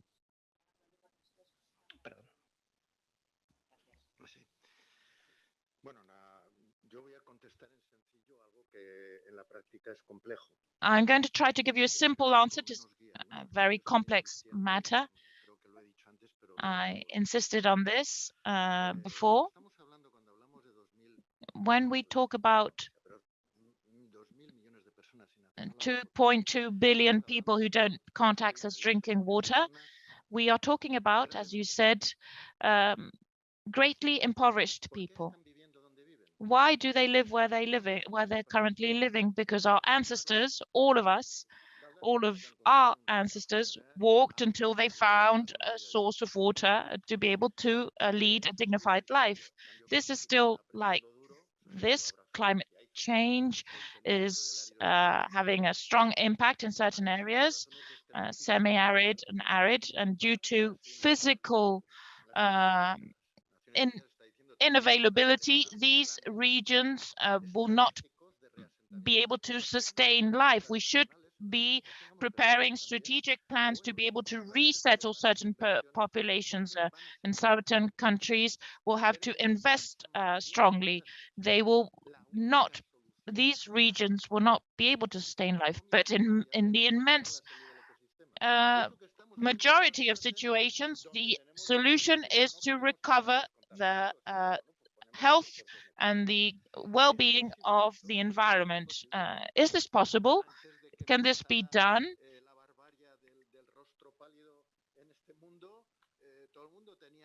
Before, in the past, we all had access to drinking water. We all lived near to water. There's no other way.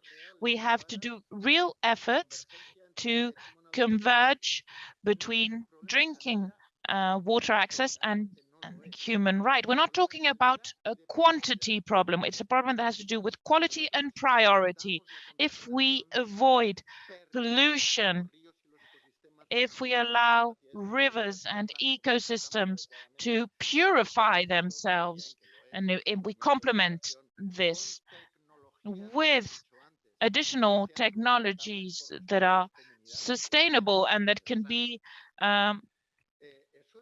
used by local communities, this is possible.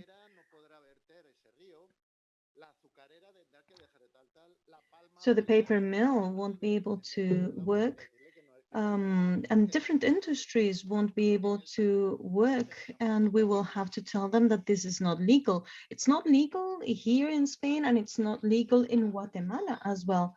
We need to preserve the good condition of the systems, because that's the key, to give priority. Is there drinking water? But it cannot go to those who have most. We need to give priority in quantity and quality for safe drinking water and sanitation, and that's the key to preserve the ecosystems.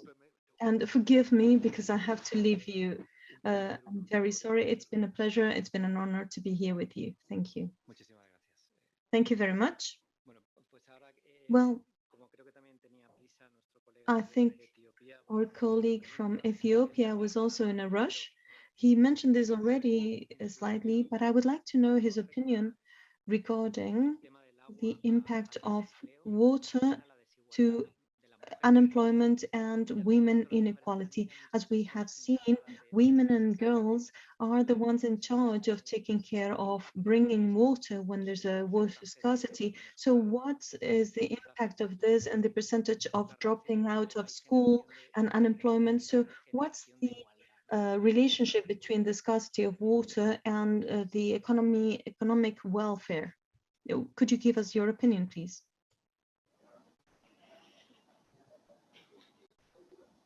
Well, the impact of water in relation to the economic situation is very significant.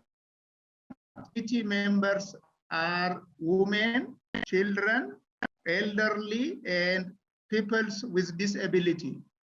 So, taking this into account, still women and children have been suffering a lot in traveling long distance to fetch water from the unprotected sources in most of the countryside. There are, as I mentioned earlier, there are school dropouts for the children, still mainly the girls when compared to boys. Although I don't have the actual data on my hand now, most of the girls drop out from the school because they are obliged to fetch water. They travel with their mothers to the water sources, and when they come back, the time will go away. They couldn't be able to go to school.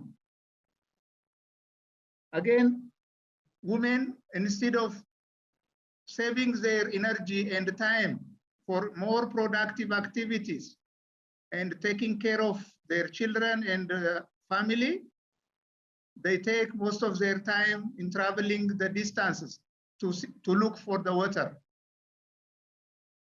There are a lot of gaps in this regard. In fact, as a civic society or organization, we have been attempting to address the need of the community in collaboration with the local government, getting the support from the potential donors and private volunteers. This is what I have for you. Over to you.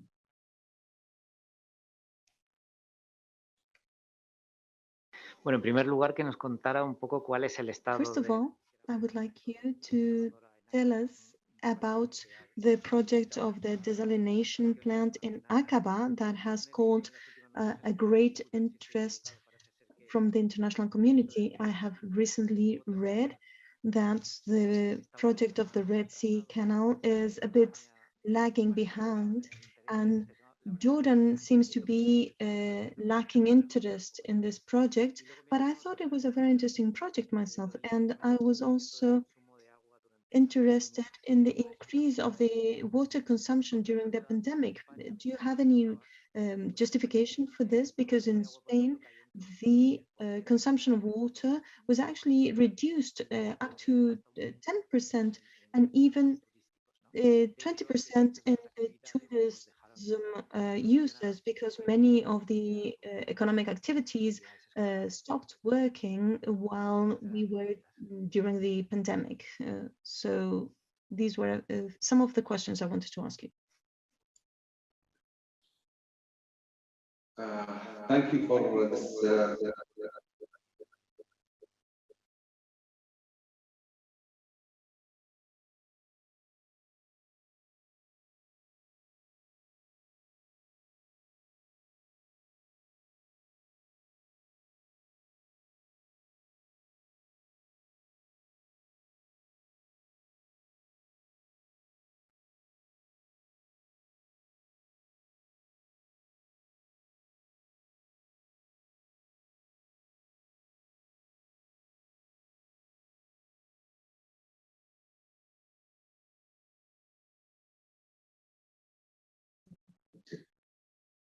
Sorry, do you hear me now? Yeah. Sorry, I was muted. I would like to just explain a little bit about the Red Sea project. This project was linking the Red Sea with the Dead Sea through borders with Israel and Palestine. So it's regional projects, political projects, but it didn't succeed till now to appear on the ground due to political conflicts and due to political reasons. So anyway, Jordan has to look for alternatives. So lately, our country has decided to consider the national solution by desalinating the Red Sea water and transfer it to Amman.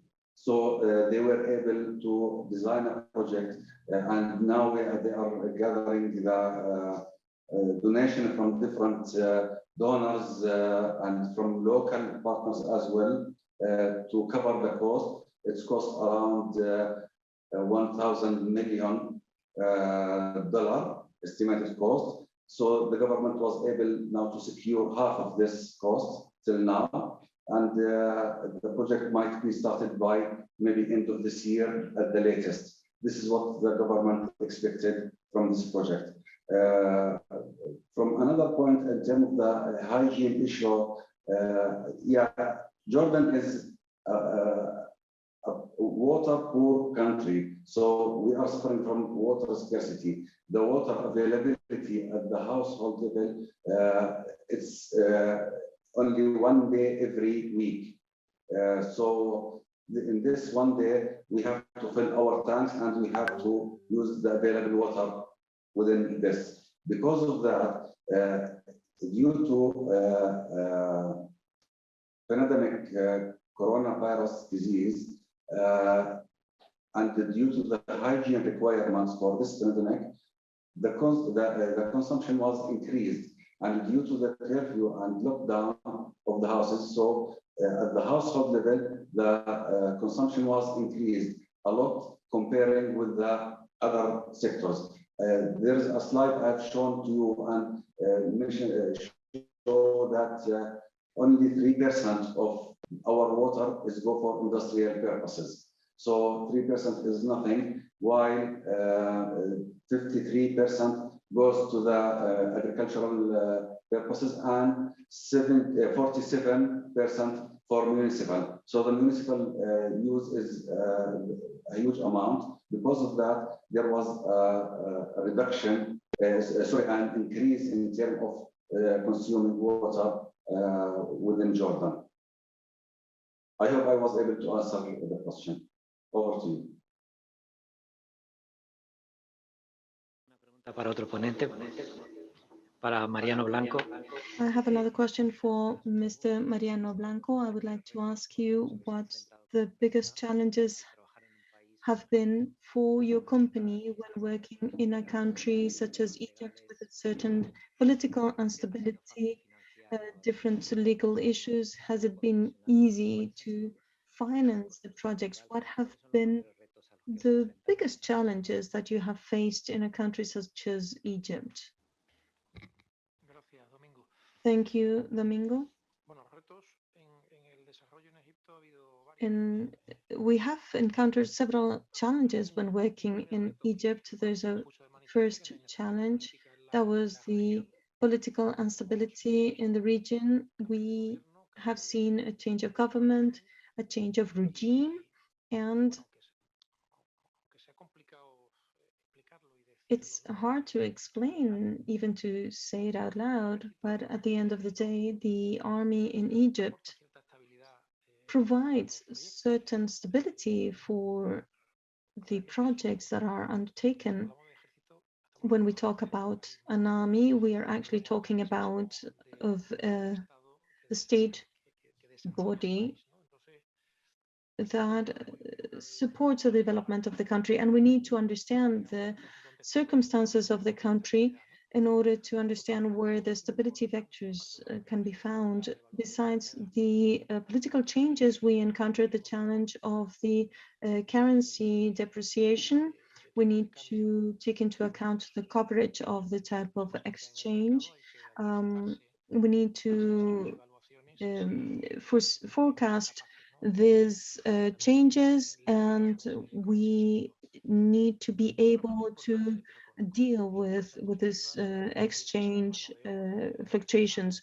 Also, we had to deal with the labor. We had very highly qualified talents at a technical level, and this type of projects in Egypt have incorporated a number of talents coming from other countries. So we had to deal with a multicultural, multilingual working reality, working teams, and our day-to-day reality has been determined by all these factors, but we have managed to finish the projects in the proper time and as expected. Also, the multilateral banking is betting on the country, which has a very bright future. As we have seen, there are certain environmental challenges such as the irrigation or the pollution of the Nile, and this country wants to accomplish or undertake different projects to tackle these challenges. And as Pedro said before, when comparing the problem with those that we can find in Zaragoza here in Spain, when he mentioned bringing the tanks onto the streets, I think that all countries have sort of similar issues, and the solutions are never easy. So Egypt, with their own situation, with its own condition, I think that we are actually having a very proper and adequate development at the time. Thank you very much, Mariano. I also had a question for Izzat. It's clear that in Palestine, the water is completely controlled by Israel, that the agreements have not been fulfilled. I know that the Gaza Strip is suffering a lot. I know that there's a market of little desalination plants that are charging far more for the water than it would be due. the prices might be even twice the price in Spain. Wouldn't it be possible to find a public-led solution? I understand that a big desalination plant is absolutely not feasible. It won't be allowed, but maybe other international bodies might help provide water at a reasonable prices, or would the solution not be viable either, despite the occupation and the isolation of the area? If you don't mind, I will be answering. My name is Maite. I work in the Fundación Social en Palestina. We work hand in hand with our local partners in order to solve these problems. As Azad said, it's the access to water resources that brings us the biggest challenge. One of the biggest issues that we find is the one of the occupation of the region. There are international cooperation projects that are being undertaken. We are working with smaller projects with desalination plants and also wastewater treatment plants. And we see that there are people who are almost living in a confinement in the occupied areas. So we need to deal with many factors at the same time, but we are trying to find solutions and trying to talk at a political level so that we can request from those in charge of making the decisions to bring about solutions. As it's been said, we are talking about a human right, that is water, and the situation is very preoccupying at the moment. Well, thank you very much for your inputs. And before we open the debate, I would like to give the floor to a representative, Gerard Port, who is a person who is on the field, so he can give us an out view on what is going on at the moment. Can you hear me well? My connection from Ethiopia is not extremely good. I would like to thank you for giving me the opportunity of speaking today. I share many of the opinions that have been shared.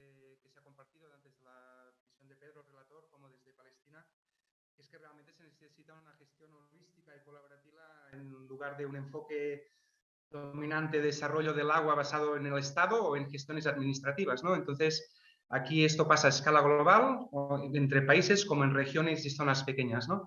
En caso concreto, cuando hablamos de pequeñas zonas, ¿no? Como los proyectos no tenemos capacidades a lo mejor de influenciar en las relaciones de gestión del agua del Nilo entre Egipto y Etiopía, pero a pequeña escala existen los mismos problemas, que es el uso del agua, de un uso integral de las cuencas productivas y sostenibles, ¿no? Sabemos, como ha comentado Genevieve, que es una contraparte de nosotros, que trabajamos en la región somalí. We are working in the Somali area. Just 7% of the population has access to drinking water. There are very few surface water sources, and they need to use wells. So we find many problems related to environmental degradation due to the poor use of the water resources upstream and downstream. We can see this both in small projects and also in cases such as those of Egypt and Ethiopia. There are 4 basic things but I think that the potential for cooperation and mutual benefits will be more beneficial than damaging. We know that every year the waters in Sudan are flooded and many people are affected by this, and the technical studies tell us that a proper water management would be very beneficial for these families. And among our projects, we also want to encompass a holistic vision in order to provide access to water, to restore the ecosystems, not only for them to fulfill their own ecosystem missions, but also in order for people who live in extreme poverty conditions, they can see a change in the structure, in the economic structure, so that they are more constructive and more sustainable looking forward in terms of the management of the water and the handling of the soil. So we need to have a broader vision in terms of the diversification of the living means for these people. Muy bien, muchas gracias. Bueno, pues como todos los ponentes han intervenido, Thank you very much. Well, we've already had a round of questions for our speakers. We're going to open the floor to everybody else. Please use a microphone if you want to take the floor. Do we have any questions? Any comments? Yes, go ahead.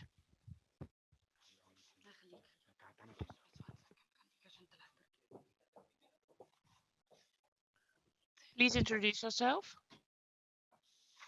Well, thank you very much for having me. Unfortunately, I don't speak Spanish, so I will let my colleague Ahmed translate to you. I will resort to my Arabic language, and he will be capable enough to explain. So it's a great opportunity to be here.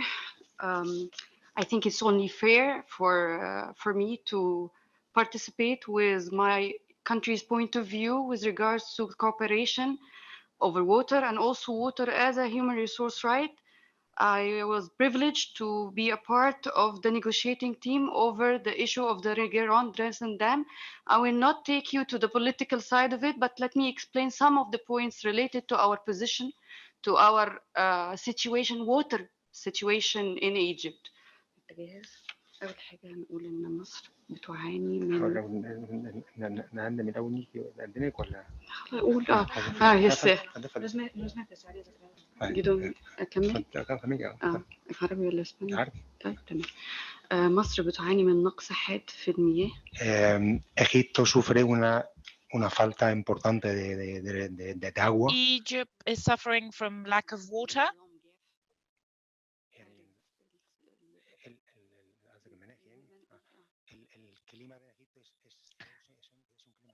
The climate in Egypt is dry. We don't have enough rainfall. Climate change obliges us to depend on the Nile. 97% of the water that is used by Egypt comes from the Nile. Egypt is the country that has the highest dependency on the Nile River to be able to have water, compared to the other 10 countries that also share the Nile. The Nile comes from two areas, the White Nile and the Blue Nile. The Blue Nile goes through Ethiopia, Sudan, and Egypt. And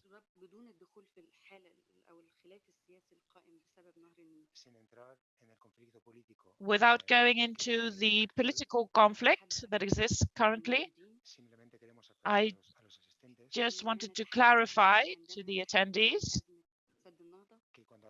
that when we talk about the problem related to the dam built by Ethiopia, we're talking about the Blue Nile. For this reason, negotiations are not taking place between 11 countries, but between Ethiopia, Sudan, and Egypt, the three countries that share the Blue Nile. As we said that water is a fundamental human right, I wanted to clarify that we have a significant lack of water share every year. Without these dams, we would already suffer heavily. Without taking into account climate change, we already have lack of water, scarcity, 25% approximately yearly.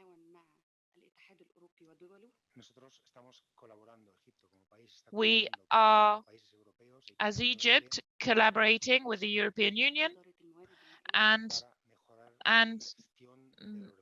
we want to improve the management of water resources through the Ministry of Irrigation and Foreign Affairs. We are supervising these cooperation projects that are essential to us to be able to improve the water system in the country. But this doesn't solve the problem. We, as I said, we have a significant scarcity, lack of water. The share per capita in Egypt is lower than the share established by the United Nations, less than half of the share established by the United Nations. And obviously, with this dam, this will be decreased due to the climate change. We must preserve and conserve our water resources in Egypt that are significantly limited. The true motive behind the problem related to Ethiopia's dam. It is an existing problem. It is a danger.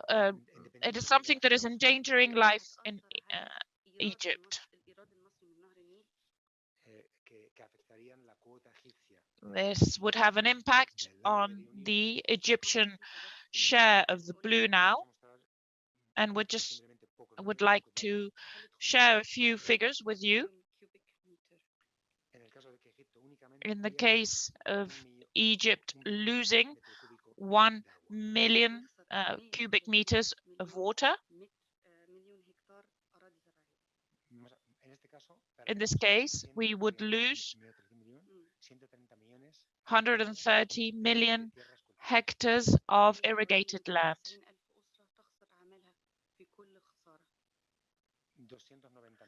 290,000 families would lose their jobs. It is a serious threat to food safety in the country. It leads to an increase of imports of food products, a significant loss of agricultural production in Egypt. When we're talking about the right to life, we're not only talking about obtaining water, we're also talking about the socio-economic impact on the most vulnerable parts of the population, those who depend heavily on water. I'm going to give you an example that has to do with the agricultural industry in Egypt. Agriculture in Egypt represents 31% of the Egyptian economy. 30% who work in the agricultural industry are women.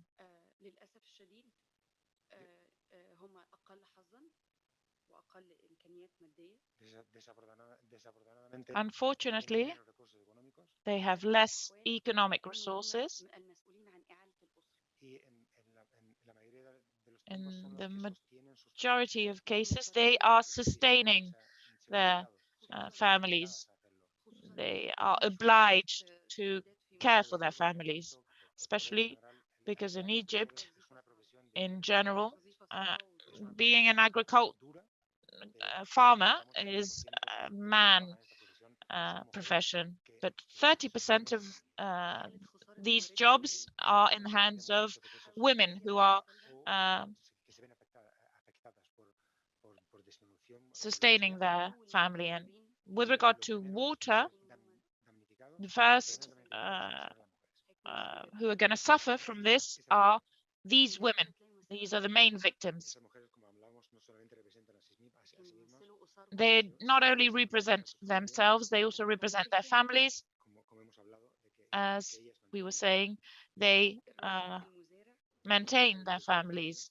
The Egyptian farmer, if he loses his job, could change his place of residence from the village to the city, leaving the family behind, looking for a job elsewhere and sending the money. But a woman cannot do that because a woman works at home and works outside home, and she cannot leave.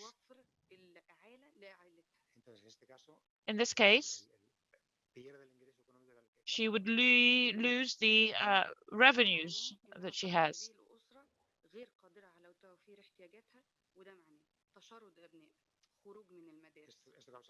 This would lead to an impact on children who go to school, economic losses, unemployment. And apart from this, in the case of women, they would have to move, these families would have to move from villages to the city, losing cultivated land. And this is also additional pressure on cities that are already highly populated. We have a high population and also high unemployment rate in cities.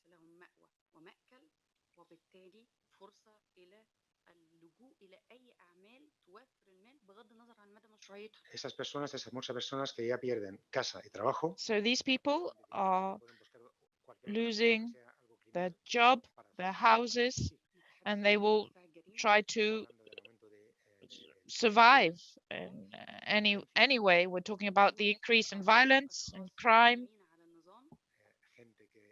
people who will hate the existing regime. They would be willing to radicalize, apart from migration. Illegal migration is one of the main causes. Egypt is fighting illegal migration in collaboration with the European Union. With the increase of pressures on the government that right now cannot offer its citizens all the possibilities due to the lack of water, we will not be able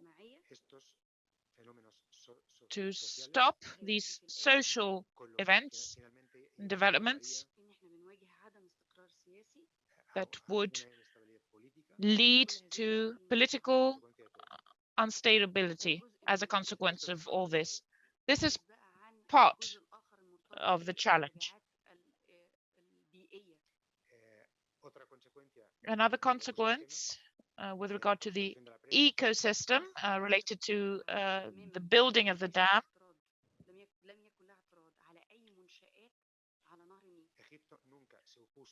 Egypt never said no to the building of dams on the Nile River. We'd never done this before, and this has never been mentioned during the negotiations with Ethiopia and other countries. One of the consequences of this matter is the joint application by Egypt and Sudan to undertake the socio-economic and ecosystem studies that are necessary to be able to guarantee the capacity of these countries who are sharing the now to confront any kind of consequence of any projects undertaken on this river. With regard to what Mr. Pedro Arroyo, what he mentioned, some factors that have an impact, that would have an impact on the river, on any river, not only the Nile, if dams are built without undertaking previous studies. I fully agree with his vision. We have presented more than once the dangers associated to building any kind of project.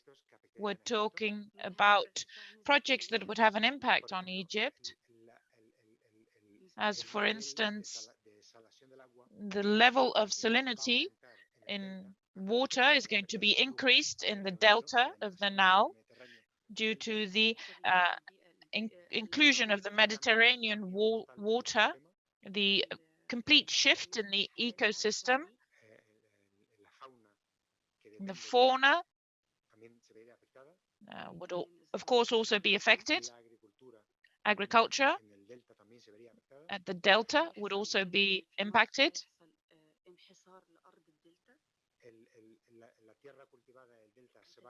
Cultivated land in the delta will be highly impacted, and this means a serious and dangerous shift in the ecosystem. There would be a change in the salinity of water, as I was saying. We don't have enough time to talk about all the negative effects related to the building of this dam. Finally,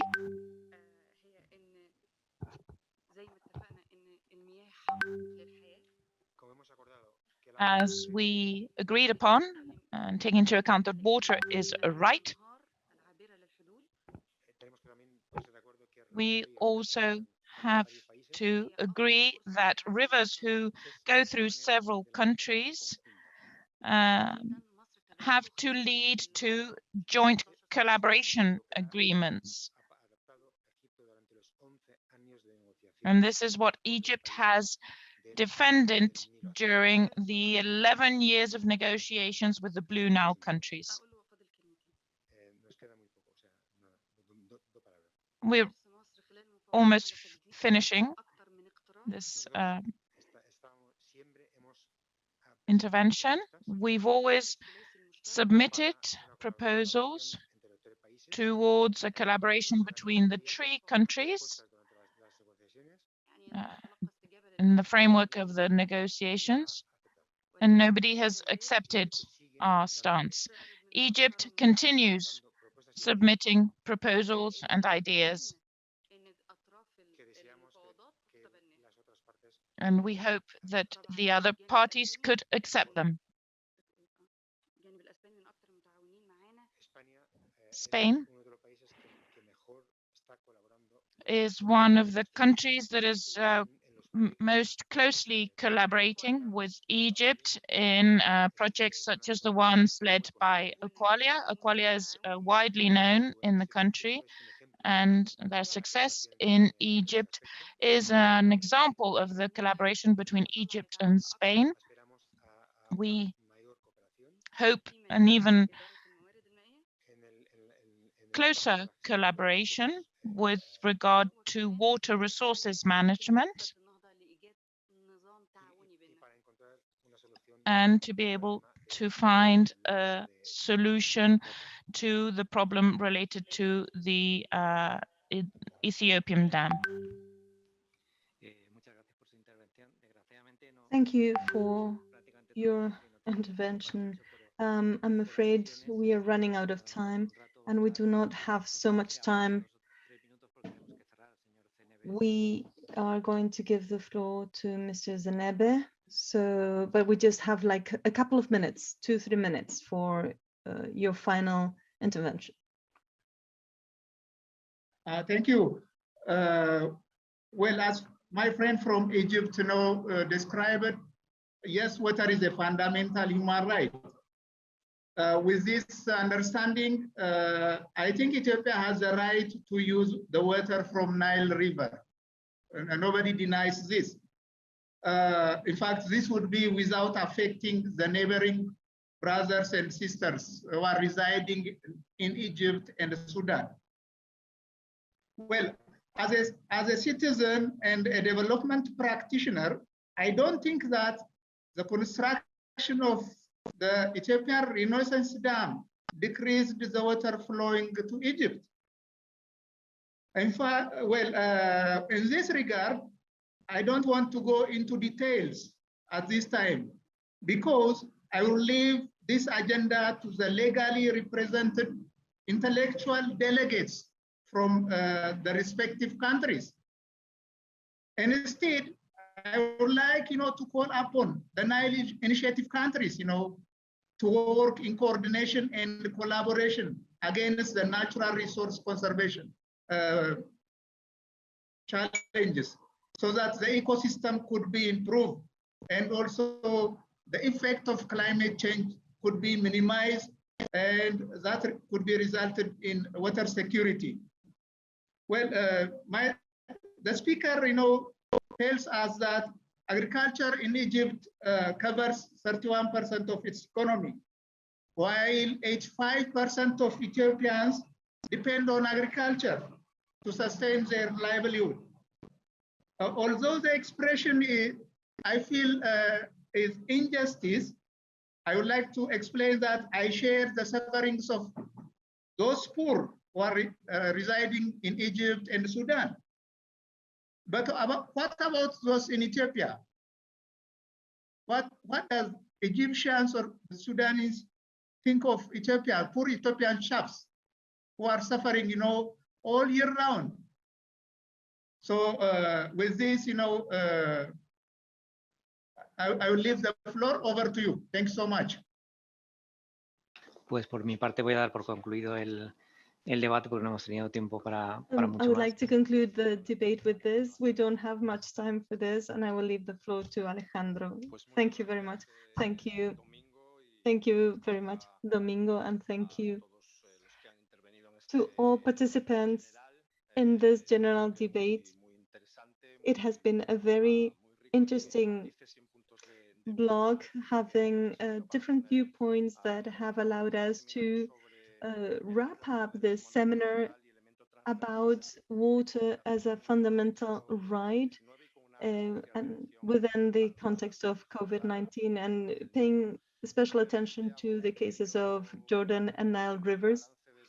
And let me make a summary of what we have dealt with today. We started with the presentation of Mr. Arrojo, Special Rapporteur of the United Nations, and we noted his message of requesting help to work towards providing, fulfilling this human right around the world. Mr. Arrojo also highlighted the water crisis in what he calls the planet water, this blue planet where so many people lack access to water, and the pressures endured by the water resources that sometimes have turned in water into a vector of sickness, as we have seen recently within the COVID context. We have to highlight that this has strengthened the issues derived from the lack of access to water. He also mentioned the impact of the climate change and the response that we need to provide to this, strengthening the social resilience. And Professor Arrojo closed up with the need of having an ecosystemic vision of the water resources in order to ensure that populations have water as a source of economic well-being.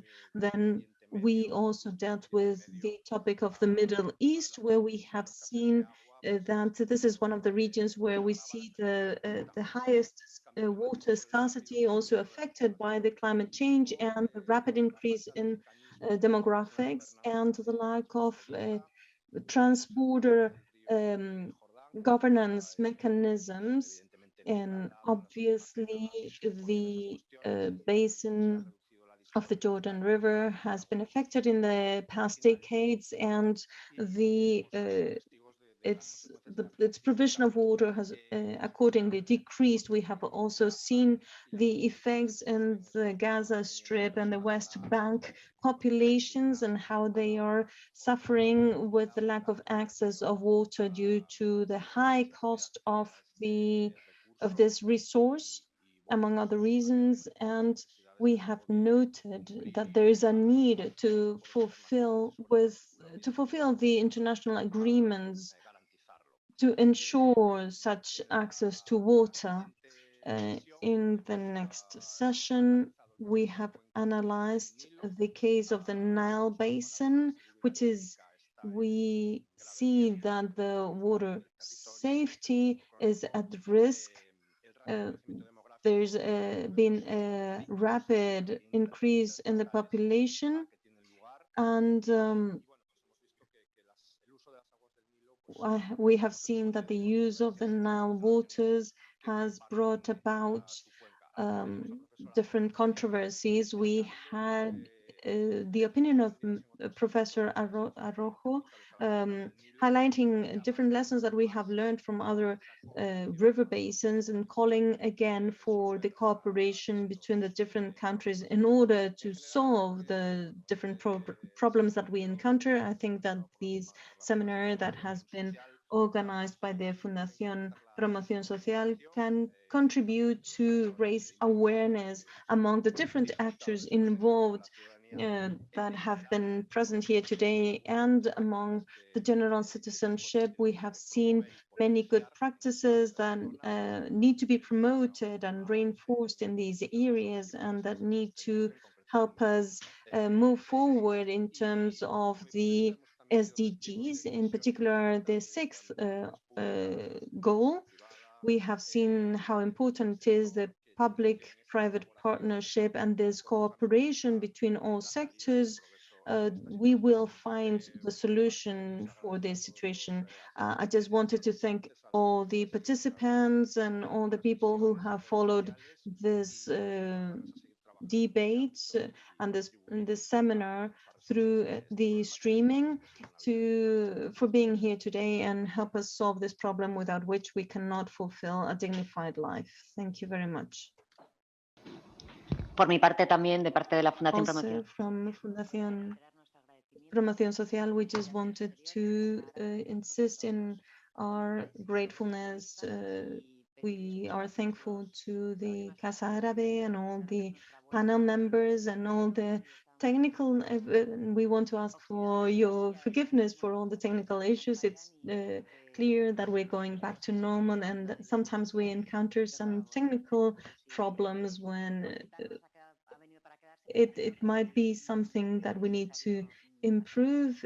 Probably we need to reinforce the live events because, as we see, there could be issues when it comes to streaming. So thank you everyone for attending to this meeting today from Jordan, from Egypt, from Ethiopia. Thank you for your patience, and we are very happy that we could listen to your voices. Thank you everyone for being here today with us. Thank you.